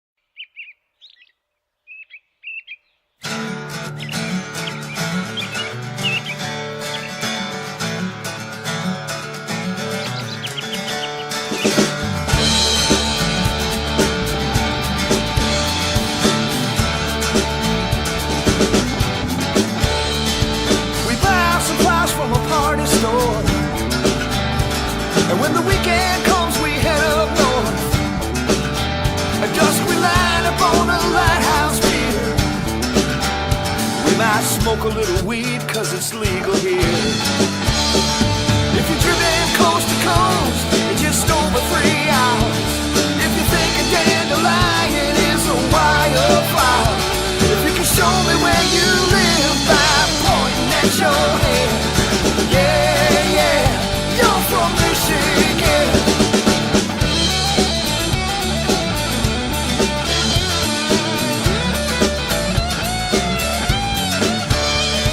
Divide ourselves with green or blue, but we all want Ohio State to lose. We love cherry pie pasties and crafted beer, and we watch hell freeze over every year. If you're dodging deer and potholes wherever you go, if you call yourself a Uber or you call yourself a troll, if you're a Red Wings, Pistons, Tigers, and a Lions fan, oh yeah, yeah, you're from Michigan.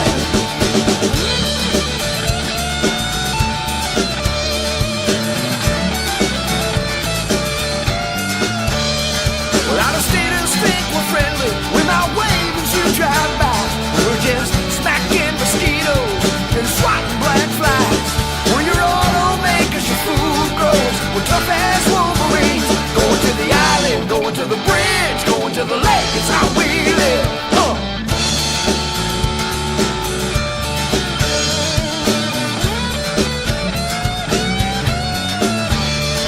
In the morning we're wearing winter coats, by the afternoon we're wearing shorts. We might complain about the weather some, but we're all proud to say where we come from. If you sing along to the Edmund Fitzgerald, if your first sign of spring is orange road construction bells, if your favorite place to party is in the winter water wonderland, oh yeah, yeah, you're from Michigan. Come on, yeah, yeah, you're from Michigan. Well, come on, sit right next to me where the water meets the sky, and soak your toes in Great Lake sand and watch the northern lights, and then show me where you live by pointing at your head. Yeah, yeah, you're from Michigan. Come on, yeah, yeah, you're from Michigan. Going to the island, going to the bridge, going to the lake, it's how we live.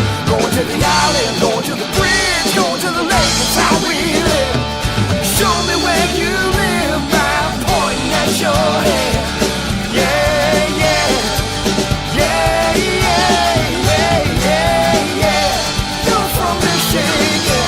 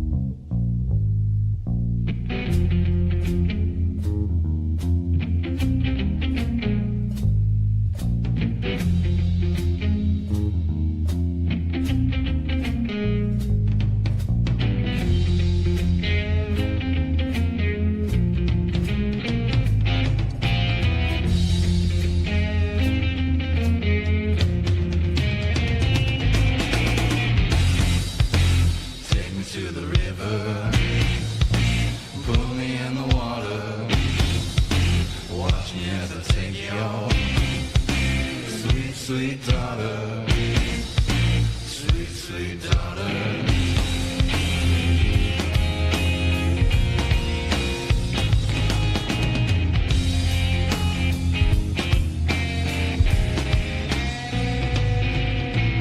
Damn, wanna be you again, feeling like the sun's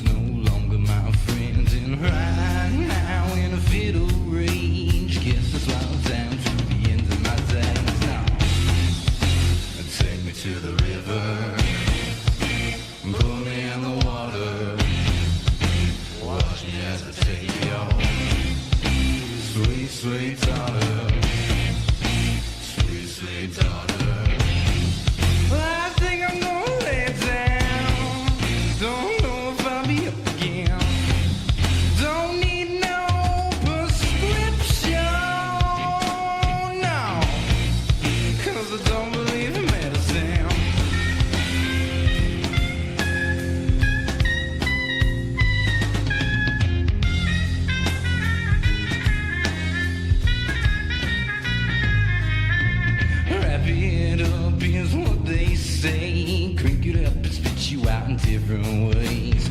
Give it up and start moving on. Or maybe just a quick fix to keep it around now. Take me to the river, pull me in the water, watch me as I take you home. Sweet, sweet daughter, sweet, sweet daughter. I think I'm gonna lay down. Don't know if I'll be up again. Don't need no prescription now, 'cause I don't believe in medicine.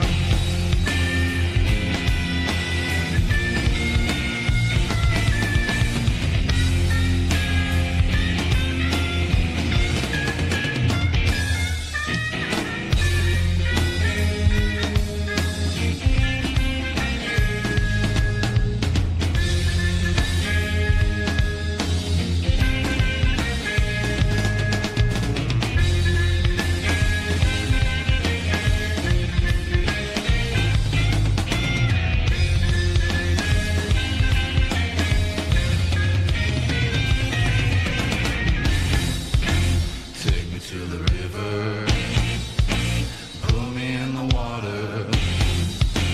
Take me to the river, pull me in the water, 'cause I don't believe in medicine. I think I'm gonna lay down. Don't know if I'll be up again. Don't need no prescription now, 'cause I don't believe in medicine.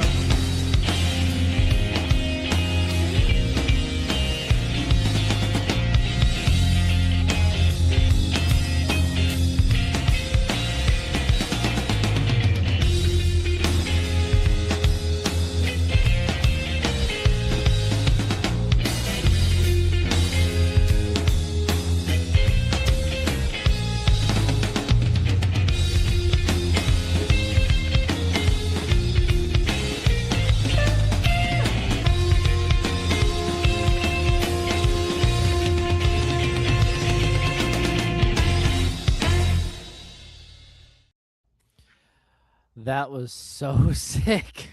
I What a- was like, what a wide range. Yeah, dude. Like, okay, I've seen Green, or well, I haven't seen them. I've heard Green River before because I lived over on the other side of the state. Because they're from Grand Rapids, right? Yeah. Yeah, Kinda. yeah. That's a name that I heard when I was in Kalamazoo.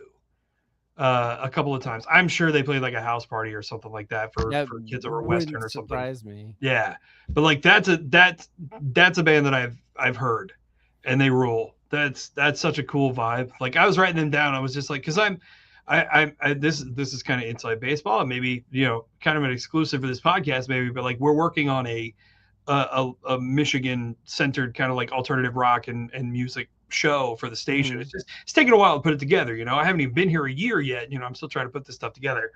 But like that's definitely a vibe that we would put on, something like that. Because like for us here at the core, like we are an alternative station. We don't play a lot of metal. We don't play a lot of really heavy hard stuff.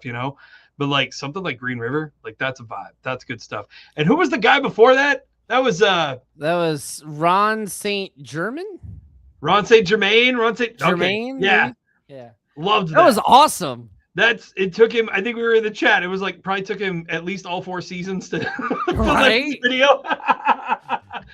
There's a guy that me and Mark, who was in the chat earlier in the podcast. I don't know. I genuinely don't remember how we found him, but it's a guy named George Peter Block Jr. That name sounds so familiar, man. He moved, I guess, from Illinois to Michigan and was just so astounded by what he saw in Michigan. He had to write an entire album about Michigan. So let me just pull up. Let me read you some of these song titles. Because they are Richard popping in. That was all one day. That's fair. That's fair. If he did drive around the state, he probably could have. He probably could do it. Yeah, one day. It's entirely possible. It is entirely possible. So he He did. Oh my God, I gotta find the thing that I can. Okay, I gotta find the track list that's not like YouTube or something like that. Come on now, is this it? Fine. The Michigan LP, and it is. Yes, I want the track list. Give me the track list. Come on, AI, you're supposed to be load. Yeah. We'll just pull this up here. Okay. So it's the Michigan LP by George Peter Block Jr. Released, he calls it alternative folk music. Released in 2022. The album cover is literally like arrows pointing at the state of Michigan, and it has LP pointing at the Lower Peninsula and UP pointing at the Upper Peninsula. And then he also has an arrow pointing at a propane tank that's LP, which is, I think, lower propane or something like that, load propane. And then he has LP and an arrow pointing at a record, which is also an LP. So he's like, he's a clever dude, clever guy, right? Let me just tell you the names of some of these songs. The big hits like Michiganders. What's good for actually, I'm going to save that one. Until I Got to Michigan. Mackinac Bridge is closed. You have Michigan Counties A to Z. Michigan Towns A to Z, and I'm pretty sure he just lists them. Yeah, reading off the towns. Michigan is a state that has two pieces. That's the full song title. Michigan Garages, Michigan Counties, and then of course there's Michigan, Michigan 2, and Michigan 3. But by far the best song title on the entire record. What's good for the Michigoose is good for the Michigander. I love it. I love it. That's amazing. It's so cheesy. It sounds like a 60-year-old dude who recorded it on like his Casio in the garage. Like, it is phenomenal. It is incredible entertainment. Go listen to George Peter Block Jr., the Michigan LP. I need to check that out. Oh, it's so much fun. It's how I learned about Michigan. That was my Michigan instructional video. So Chris, by the way, that was Chris's band that opened that, right? Yeah, Camilla, dope. Yeah, like Stephanie texted me and she's like, "This is amazing." Yeah, dude, Chris, that's phenomenal stuff. So, I don't know if he wants me to say this. Don't get mad at me, Chris. He sent me on, and I was like, "This is amazing, dude." What because he's and I'm like, I want to buy a 7-string, just to have a 7-string, but also so I can like go jam and maybe do like a side project with Chris, because he's so talented. And I'm like, I want to do that. That would be so sick. I dig it, Chris. Man, I got to find out when Camilla's playing so I can go catch a show. It's got to be at a time when I'm not on vacation and apparently not at 27 shows in Detroit. Right. The life of a radio person, man. I'm telling you, like, I'm either at a show or I'm chained to this desk in this studio in here. But I mean, I love what I do because I get to do some pretty cool stuff, But then, like, it's like trying to schedule anything. It's bad enough that, like, when you're an adult trying to schedule time with like your friends and stuff. Like, trying to schedule that when you're on a radio schedule is insane. But the one thing about living in Michigan is once you get to like November and December, everything stops. Yeah. So it's like, oh, I'm open for the next 4 weeks aside from Thanksgiving. And then you get January and February and it's like, well, I'm open, but it's also -7 degrees outside. I'm not going anywhere. Dude, a Proper X did a show in January. And when we left the bar at 1 a.m., it was -18. Nope, I'm not going outside in that. I was like, it was so hot because I had just got off stage and I was like, instantly cooled off. Well, you instantly froze. It was just like, like the sweat on my arms had like froze. I was like, I need to go back in the bar.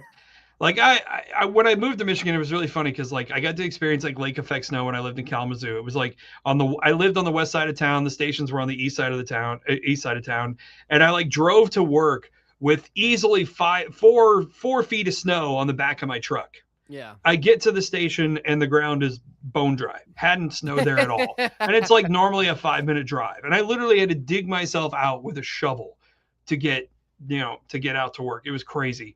But then like I was like, man, I don't know if I could live much further north than that. And then I moved here and experienced like one of the most brutal winters I guess Michigan's had in like a decade. Yeah. Yeah, it was crazy. No, I get you, man. Yeah. I don't know how Upers do it. That's I've never been to the UP and I'm scared to go. I think I'll go in the fall and the summer, and that's the only time. Yeah.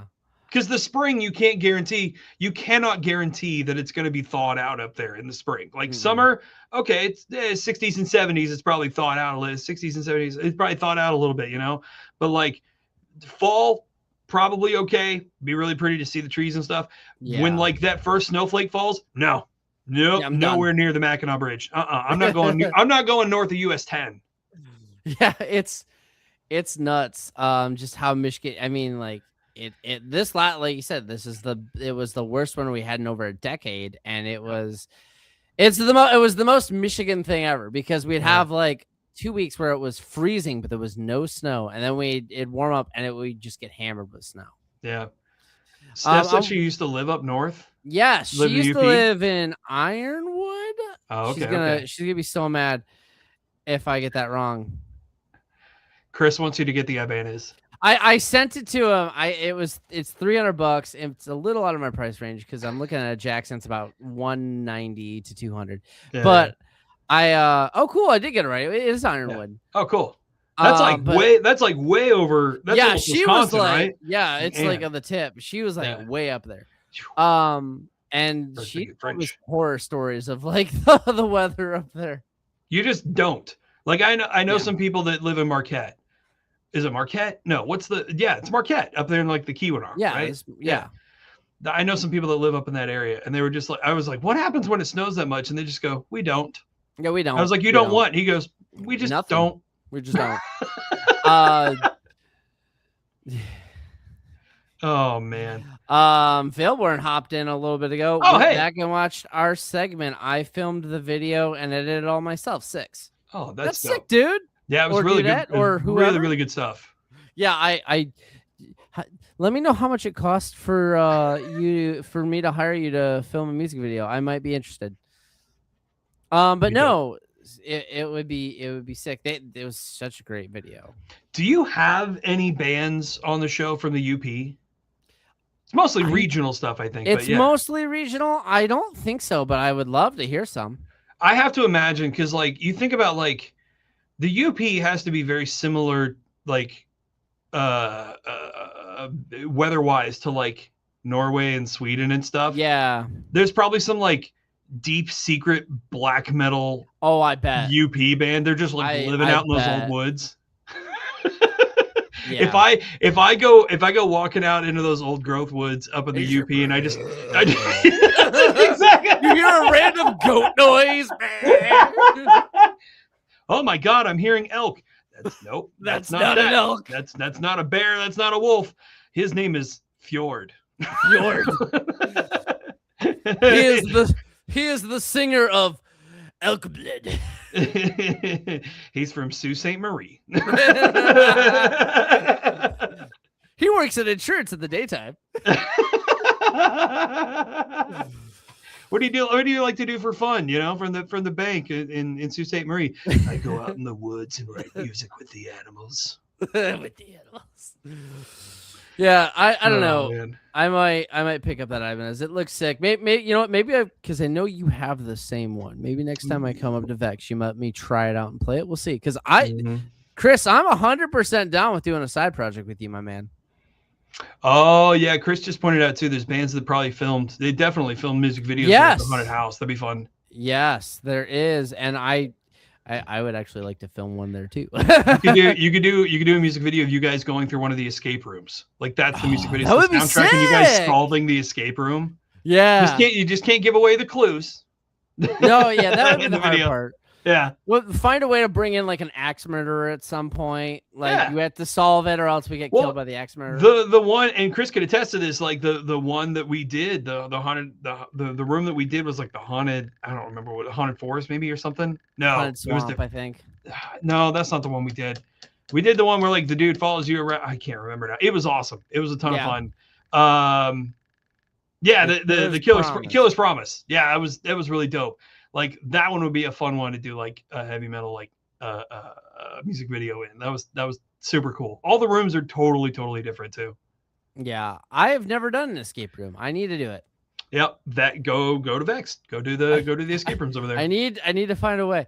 I'll let you play. Yeah, I am playing with. Yeah, Proper X is playing with Fault of the People in October. That's so far away though, dude. Like, don't get me wrong. I would love to try out your badass Schecter, but like, that's so far away. I can't wait that long. I gotta if I want to start working with Chris on music now, I gotta get a 7-string ASAP. Well, it'd save up for it, and then that can be your own Christmas present to yourself. You know, play it in October, and then yeah. Well, my birthday is in August, so maybe I'll treat myself for my birthday. There you go. That's the way to do it. So yeah, I want to get back a little bit to Green River Company. Oh yeah. Because so the lead singer Logan, he's actually a personal friend of mine. Oh, no joke. Yeah, he's from Owasso originally, my hometown. And I met him at open mics, and he was the guy who was always busking. He was always busting. That's dope. I'm probably saying that wrong. I can't remember. No, you got it. And he is such a fantastic guitar player. He's a great songwriter. Like I haven't listened to Green River Company in a decade.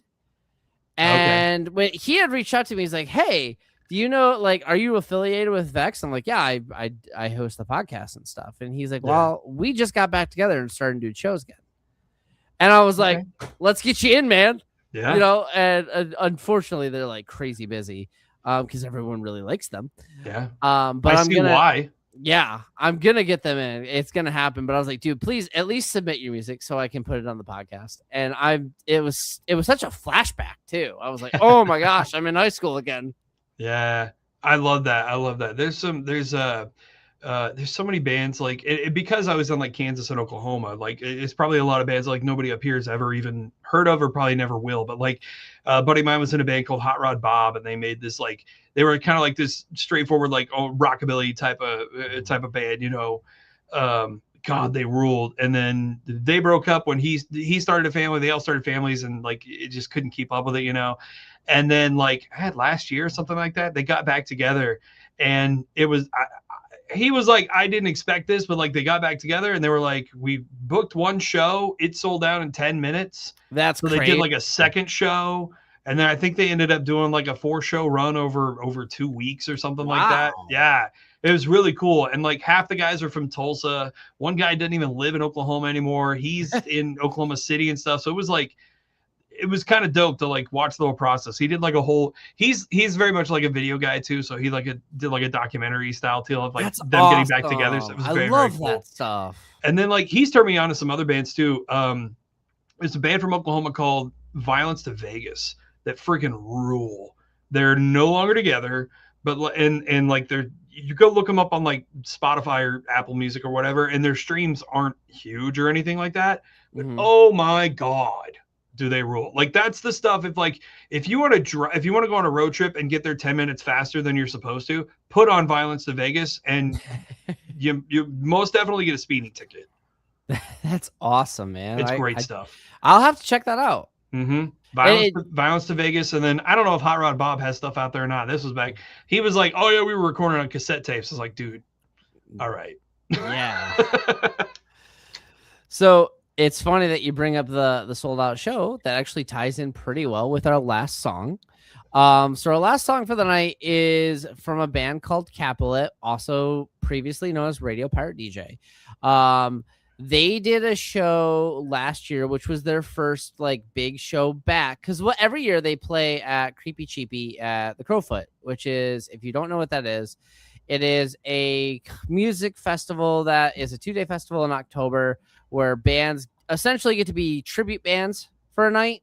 Nice. But they get to do whatever style they want. Like last year they did Motley Crue. That's dope. They got the singer from my band, A Proper Axe, to be the singer because he can hit those like super high notes. The year before that they did Backstreet Boys versus NSYNC. No, they did it like their alternative rock style. Yeah. It's so sick. It's a fun festival, and B, they're really cool. But they did a show. Yes, the Crowfoot is a dope venue. I want to play there someday. It's goals for me for sure. They did a show not this last March, but the March before, and it was their first big show, like actual show at the Crowfoot back. And there was like 4 bands. They were the headliners. And the day of, I had actually gotten in because I'm friends with Josh. He was like, I got you in. I'm like, sick. Yeah. I want to come in. And it worked out too, because he had just gotten a new piece of equipment and he needed my help setting it up. So I hopped on stage to help him real fast. But it sold out really fast. Like, it was insane. And like, have you ever been to the Crowfoot? I haven't been to the Crowfoot yet. No, that's one that I hear about a lot, and I'm like, okay, it's on my list. Yeah, you gotta make it out there. They have essentially 3 stages. They have the Verner's room, which is like a little cafe. The Pike room, which is upstairs, and it's like a medium-sized room, and then they have the ballroom, which is their giant big stage. Right. And whenever they do Creepy Cheapy, they always headline the ballroom. Yeah. But for this show, they played in the Pike room, and the Pike room was wall to wall packed. Like, I was scared the floor was going to fall out beneath us. One point during the show, I was like, we're going to die. Yeah. And this is a great way to go. Because it was a great, first off, it was so good that when they had finished their set, everyone is asking encore. They're like, we don't know any more songs, guys. Like, they were in the process of writing their album that they had released, and they had relearned some of their really old stuff, and they're like, we don't remember our old stuff anymore. Like, we'd love to, but we can't do anymore, guys. It was fantastic. That's great. So watch out for the parking lot. Yeah, you might get a show there. A quick little side story, I guess. So first Creepy Cheapy that we got to go to, me and Stephanie, we went, and they had headlined as The Used that night, which was oh man, you want a show. That was sick. Anyway, cool. We're leaving. It's October. It's 40. No, it's got to be closer to 35 degrees outside. There's like 3 cars left in this giant parking lot.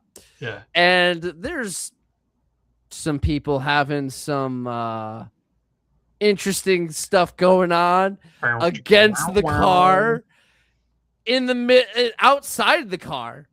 And like no cars in the parking lot to really like shield anything. Nope. Or whatever, just no, and it was cold. I was like, hell yeah. I was like, guys, at least go in the car and turn the heat on. It was a white van. Yeah, it was a white van. Oh, that makes it even better. It was hilarious. We're dying laughing, and they didn't even notice. I think they were real. I think they had a little bit too much fun at the show beforehand, because they had no idea. We weren't quiet either. We were laughing our asses off. It was hilarious.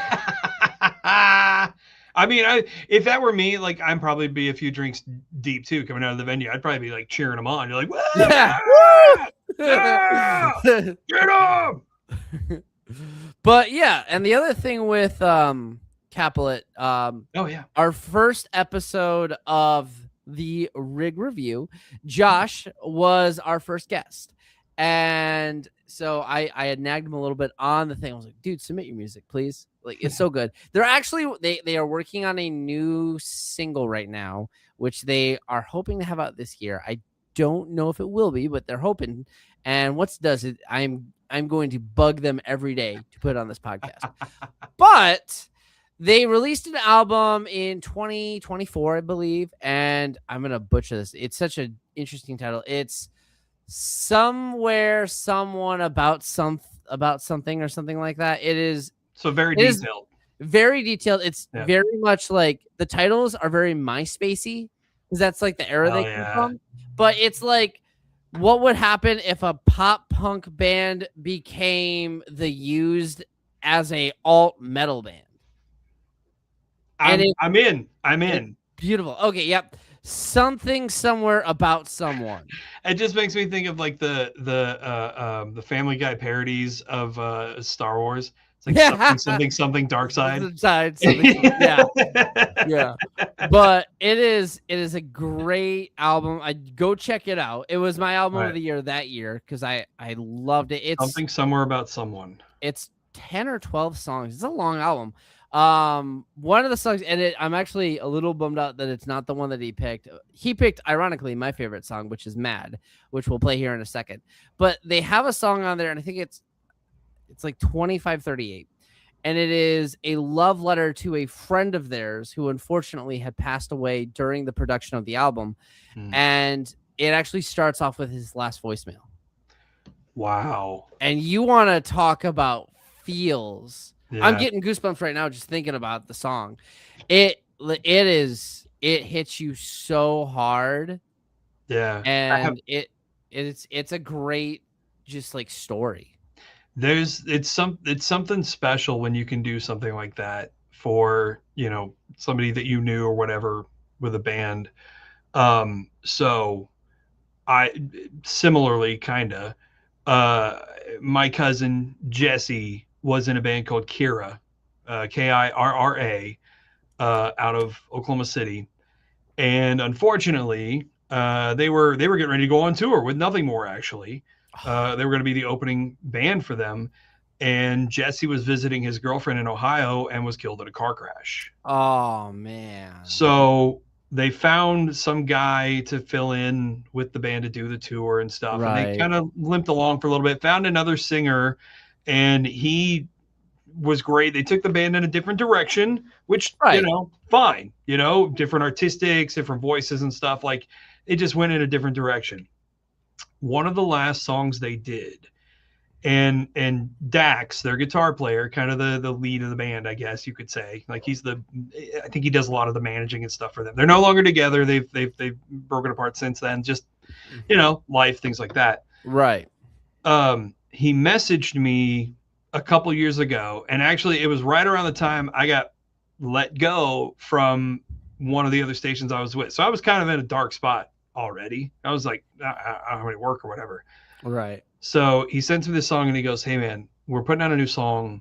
Can you listen to it?" I was like, "Yeah, sure, man. I'll always listen to it." And I left it in my queue for about 4 days because I was like, I'll right. So I'm listening to it. I'm listening to the start of the song, and I hear their singer, their current singer at the time, doing his verse, and then the second verse comes in, and it's my cousin, Jesse. And then it goes to the chorus, and they're singing together. Oh, man. And I messaged him back, and I was like, "Why did you not make me listen to this more urgently?" Right. And he tells me that this is a song that Jesse had been writing with him, with Dax, like in his closet and stuff. It was just something he was working on, and he had kind of like recorded some loose demos of verses and choruses and stuff. And like, he's just barely. Thank you, Steph. I appreciate that. It's been many years since Jesse's gone, and I like to believe that like what I do is kind of like funneling his passion for music through what I do as well, which is why I'm so passionate about like young up and coming bands and stuff for doing this. Cause I mean, that's what Kira was for a long time. They were that band. And like, I have a photo of him with the band and stuff with me, every studio, every office I've ever worked in radio and stuff. Like I bring him with me because like he and I have like this bond over Tool and like rock music and stuff. So like when Tool's last album came out, I like the first time I listened to it, I walked out to his gravestone and I sat there, cracked a beer, and we listened to it at his tomb. So it was it was a very cool moment for me because like we got to listen to it together again, Yeah. But like I listened to the song, and I'm blanking on the name of the song right now. I'll have to try and find it in a little bit, but it was. I just stopped. Like clearly I'm somebody who's not at a loss for words, right, on a regular basis, and I literally was just frozen when I heard it. And I was like, dude, why didn't you make me listen to this sooner? And he was like, I was gonna let you warm up to it. And like it really was something special. And it's unfortunate that they weren't able to move on. And I think that was kind of like the last, hoorah for them to put it out there and kind of come full circle with that band. Right. It was a very, very emotional moment. And then he told me the release date, and I looked at it and I was like, that date looks familiar. They released it on the anniversary of his death. Oh man! Didn't even realize it. Like it was just a full circle moment. It just went perfectly. It just happened to come out on that day. And I messaged Dax and I was like, "Did you do this on purpose?" And he goes, "I didn't even realize it." Wow! So it was a very, very cool moment. One of those like full circle life moments of like it was meant to be type of deal. Yeah. Hearing him with the new singer, with Gabe and the whole band and stuff, like it was, oh my God, it was such a cool moment. So when you can capture things like that in music, it's like we were going back to like talking about those real moments, like people talking over records and stuff. When you can slip those little tidbits into songs and records, you know, and live moments and the stories you tell through the music you're doing, like that's such a special thing. It's such an emotional connection that you can have in the music that like there's so many bands out there that don't have that. Like if you can find that, oh, fan for life, man. Always, no matter what. Yeah, no, it's just such a great way to connect with the story. And Stephanie had actually, she dropped this in earlier. She actually worked with that guy. Oh, really? Oh my gosh. And we at the time, because I remember when he had passed away. Yeah. She had told me about it, and we didn't even know Josh knew him. Yeah. And then Josh plays us the album, and Stephanie's like, "No way!" Yeah. And it just special moment, right? It was crazy. Yeah. And it just hearing that. So hearing your story, like that's really cool. The song is called Believe. Believe by the band Kira, Kirra.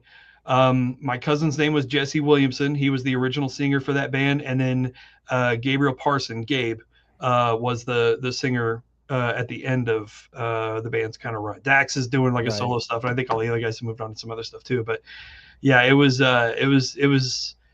really, really special to get that song, and then they released it, and like it had a nice little love to it too, which kind of made me feel special, you know, to be a part of that journey with them too. But man, yeah, when you can put those stories out like that, man, how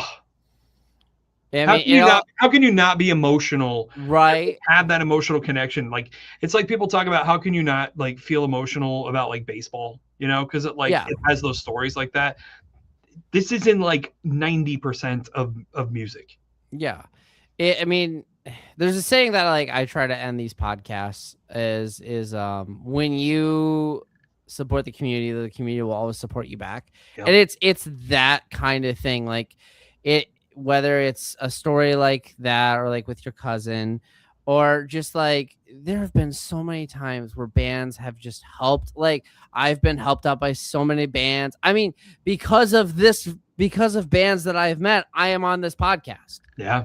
You know, I mean, it's just that's why I love the Michigan scene, is because it is such a supportive scene. There have been times where, and I won't like name drop anything, but there was a show that a Proper X was supposed to do a couple years ago, and it was on the New Year, and we were actually really excited for it.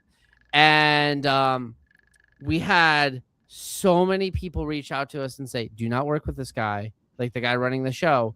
You will get blacklisted from every venue he's touched, because he's apparently the person's not a good person." I don't know like all the details and like whatever, but the fact that people I don't even know like found me, messaged me personally and said, "Before you do this, this is going to be the consequences of this action. We understand if you still want to do the show because you guys have already signed up for it and stuff, but like just be aware out for your best interest." Yeah. And we had made the decision that like, you know what, we're going to pass on the show.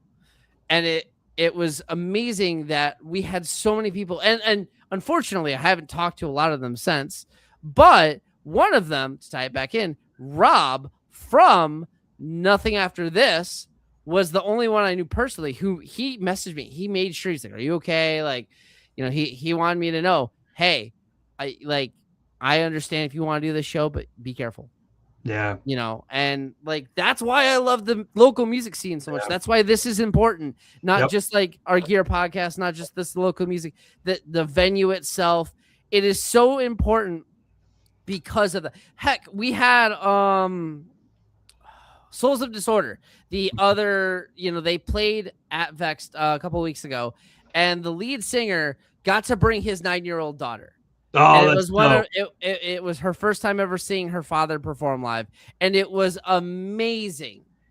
That's dope. It was a great show. There's so many kids there, and they were, it's a safe environment, and it was so much fun. And it's like, I wish this had existed when I was a kid, because I would have loved for that. And the fact that like we are building this for so many people, it's so nice, because I hear all the time, I love that you guys exist because of what you're doing for the community. And it's not like, yes, we're happy that we're here and that we exist, but it's not about us. It's about the music community. It's about supporting each other. It's about, heck, a friend of mine, Richard, the other guitar player in Richard's band, her name's Stina. She does a whole thing where she goes to different concerts and interviews bands.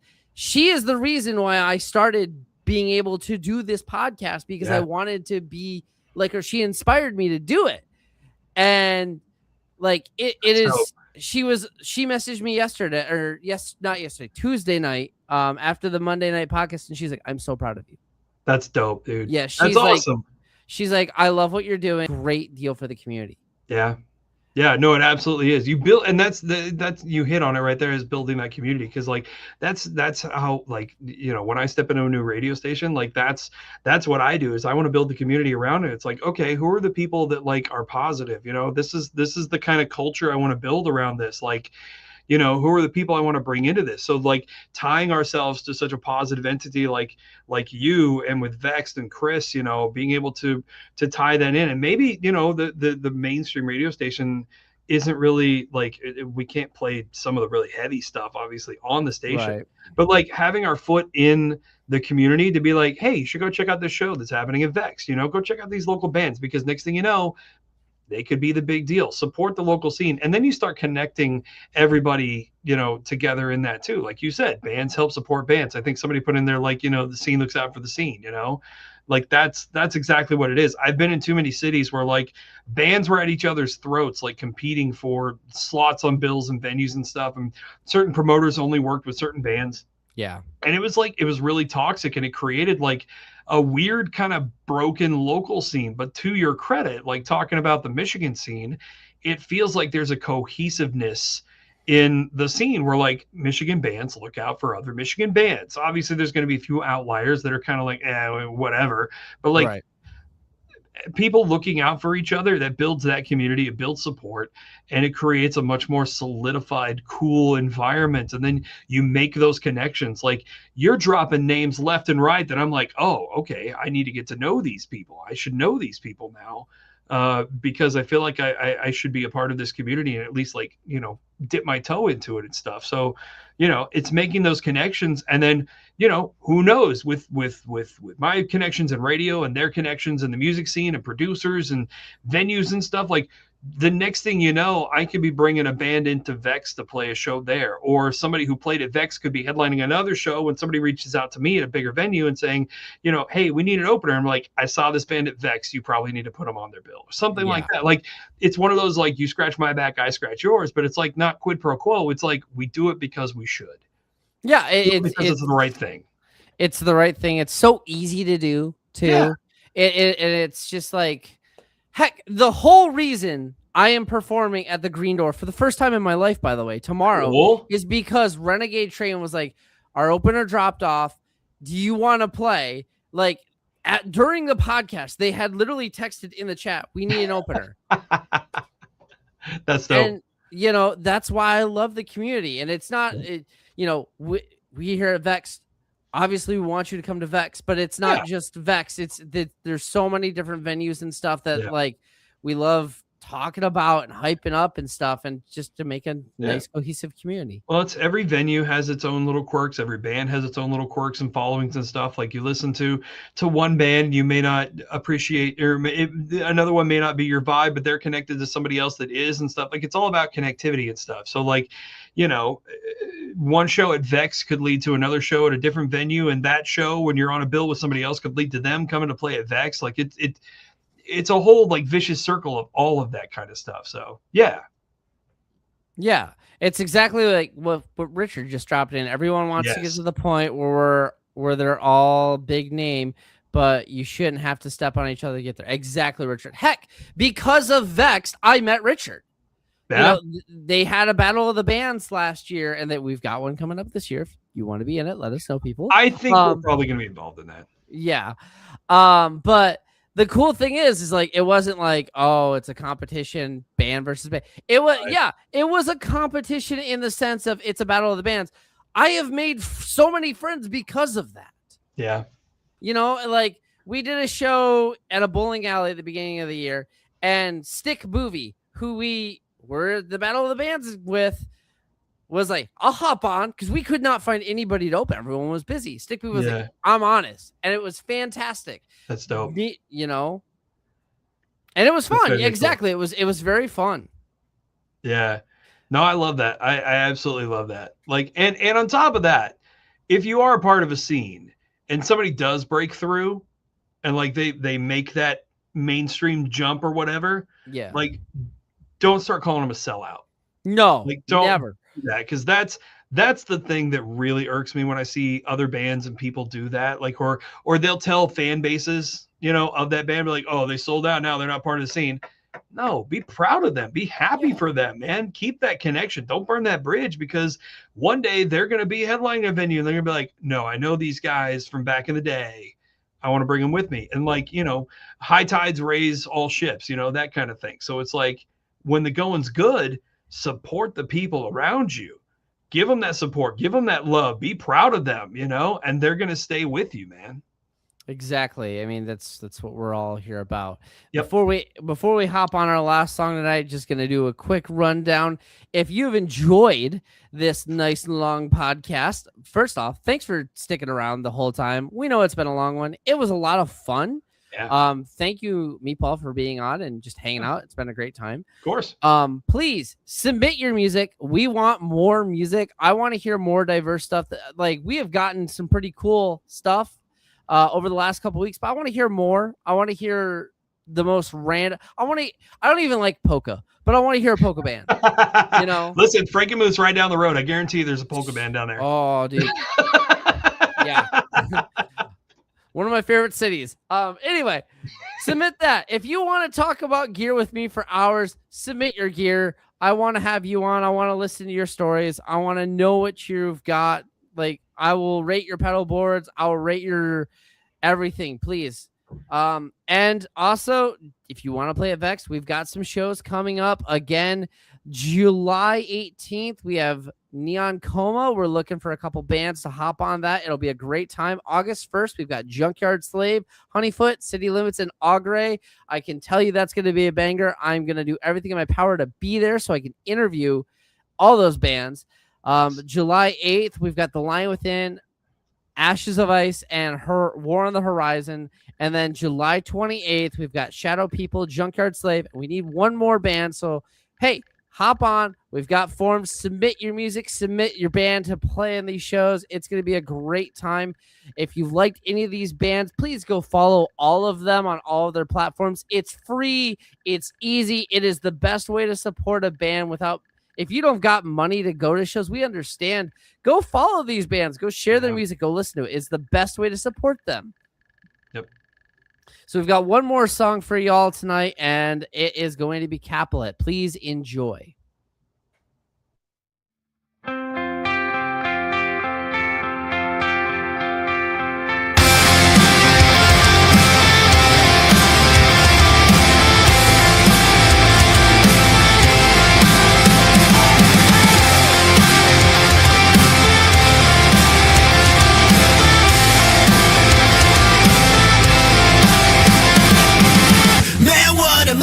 This beating hearts turn into a graveyard.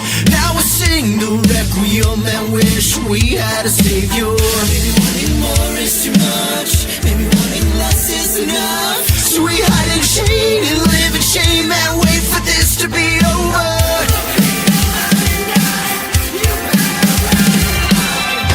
Bad blood, but bad blood in misery. No love, 'cause hate and death are made up before it sees another day. It's gonna make me go mad. tied a line attached to remember the time I made a wish. You God wrote me off like a liar. Maybe wanting lies, maybe wanting lies, that's enough. So I beg and please, you please write me off like I'm a stranger.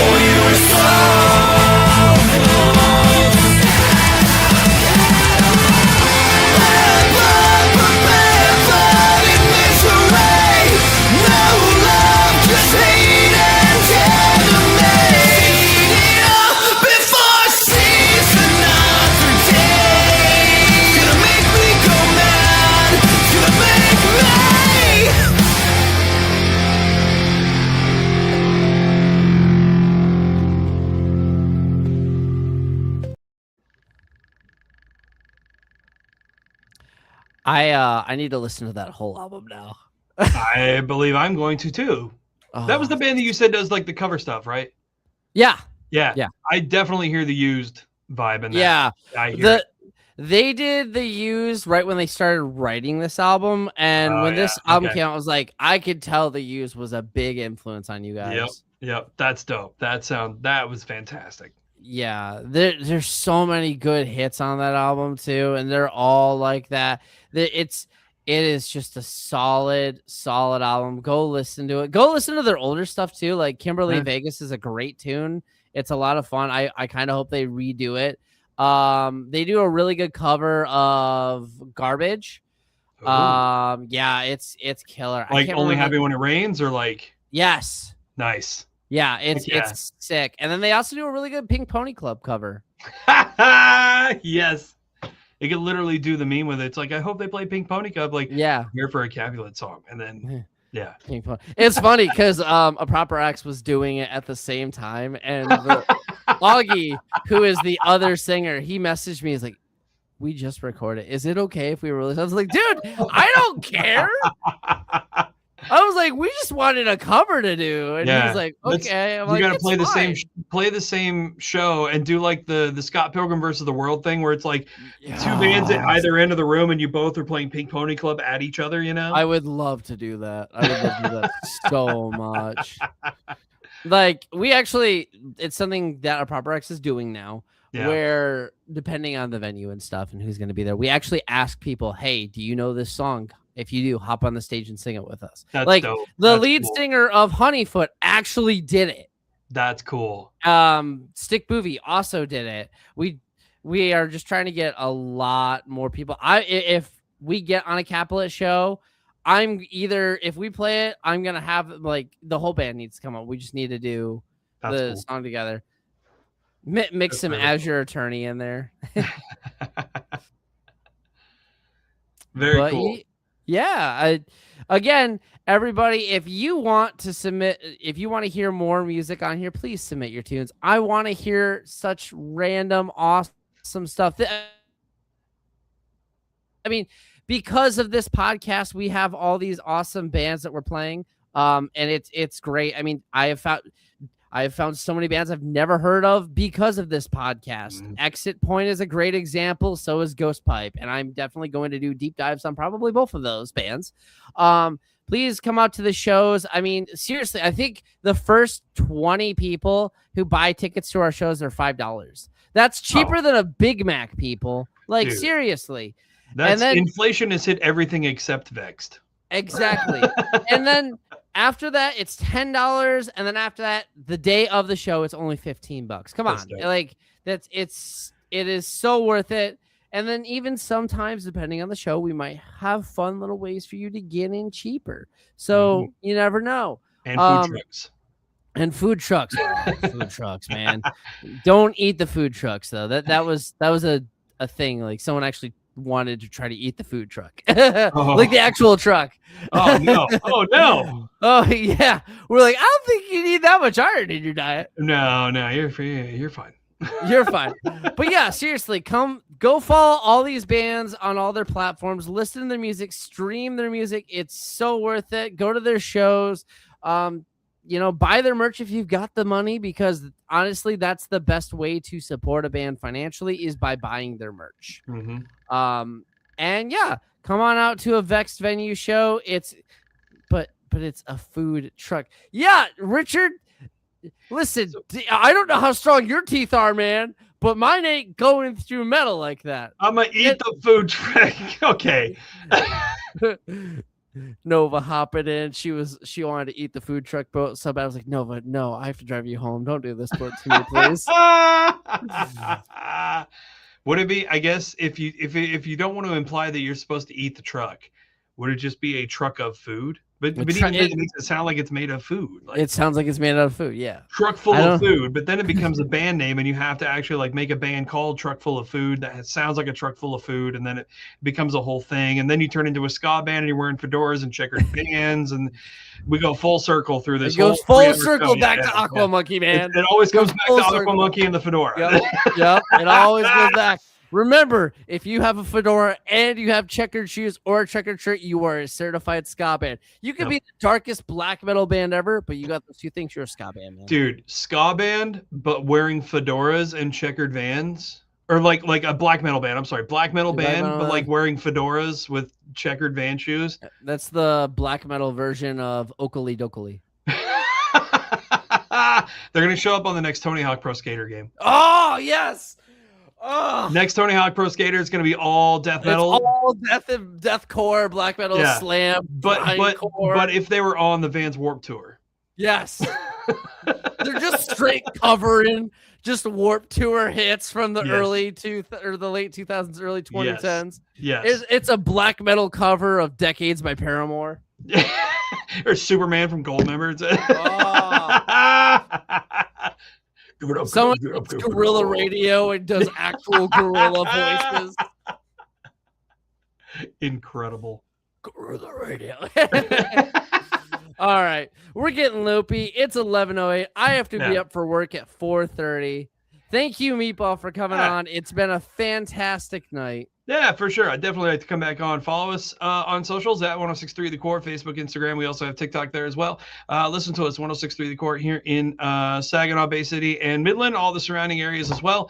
And then, you can stream us as well on the website, 1063thecore.com. We got some fun stuff coming. We have some different shows. I mentioned potentially doing like a local thing at some point with the station. And I think, we're coming up on a year of me being involved with the station. So we've got a year under my belt of me getting to do some stuff. And now I think we're going to take this into the next level and really start digging into some fun stuff that we're doing around the community and whatnot, including Vexed, because I know we're probably going to do some of the escape room stuff there. We'll probably be a part of the Battle of the Bands, I think, as we were last year, which was right before I got here. I think Kenzie got to do some of that. So, but yeah, definitely stoked to be on this, stoked to be in the community. Like I'm very, very excited for the future of 1063 The Core and alternative music here in the Tri-Cities.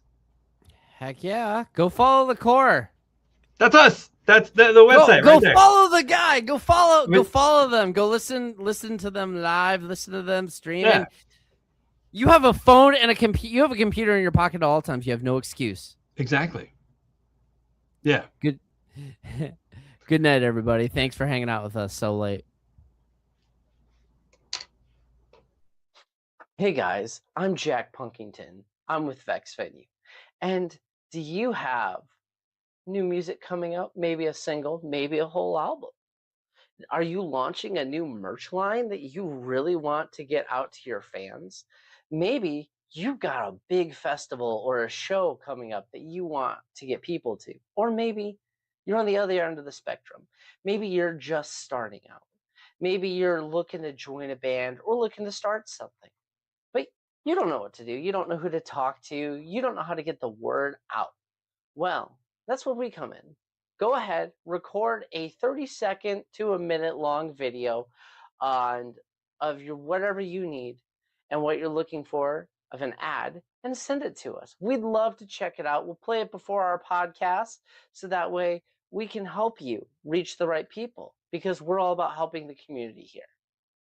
So again, send us a 30-second to maybe about a minute at most, keep it a little under, ad of what you need. We'll get it out there. She's 4'11", but her caffeine intake says 6'4". Kenzie, middays on 106.3 The Core. She could probably bench press a coffee machine. Hey, what's up? It's your boys from Lost Grip, and you're listening to the Vex Live Music Podcast. Hey guys, Ashton Hollick here, vocalist for Abigail's Asylum, and I am here to let you know that we have a brand new single about to release on May 3rd. So wherever you listen to music, YouTube, iTunes, Spotify, make sure you go and check it out for the brand new single from Abigail's Asylum, Sanctus Mendex. We'll see you May 3rd, and keep tuning in to the Vexed Venue podcast. We love it here. The only guys who can have a beer for breakfast at work and not get fired. The David Mahoney Show, weekdays and Saturdays, 5 to 10 on 106.3 The Core. Thanks to Paintball on Bay Road, more than a body shop. Watch the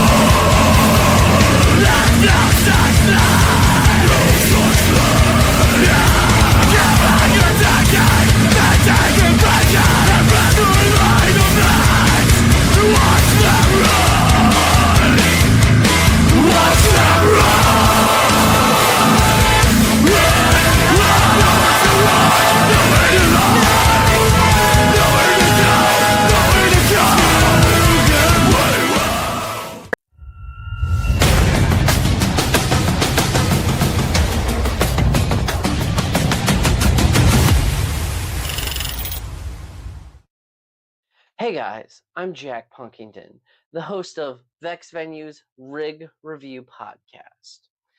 Do you got some gear that you really want to show off? Maybe you have a story behind this guitar that's been passed down by generation in your family.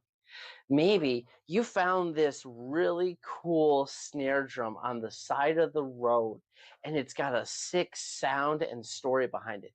Maybe you bought a cursed clarinet from a jazz club down in Nolens and you don't know what to do, but you want to show it off. Well, that's what I'm here for. Go ahead, submit your gear. I will rate and review it. I'd love to hear the stories behind your equipment. I would love to check it out. And not only that, I'm going to have people on my podcast where I will interview them about their stories with their equipment, what they bring on the road, something that really means to them, stuff that they're looking to get, stuff that they're looking to prove with their equipment, and just honestly share and show off what they've got. Maybe you need some tips. Maybe you don't know where to start when you're looking to get into having some nicer end equipment. Does a speaker really matter out of a cab? Do I really need to get a set of Seymour Duncan pickups? Heck, does the reed matter in my saxophone at all? Does it matter what brand? Well, guess what? Tune into the podcast. I will happily answer these questions for you, along with many more.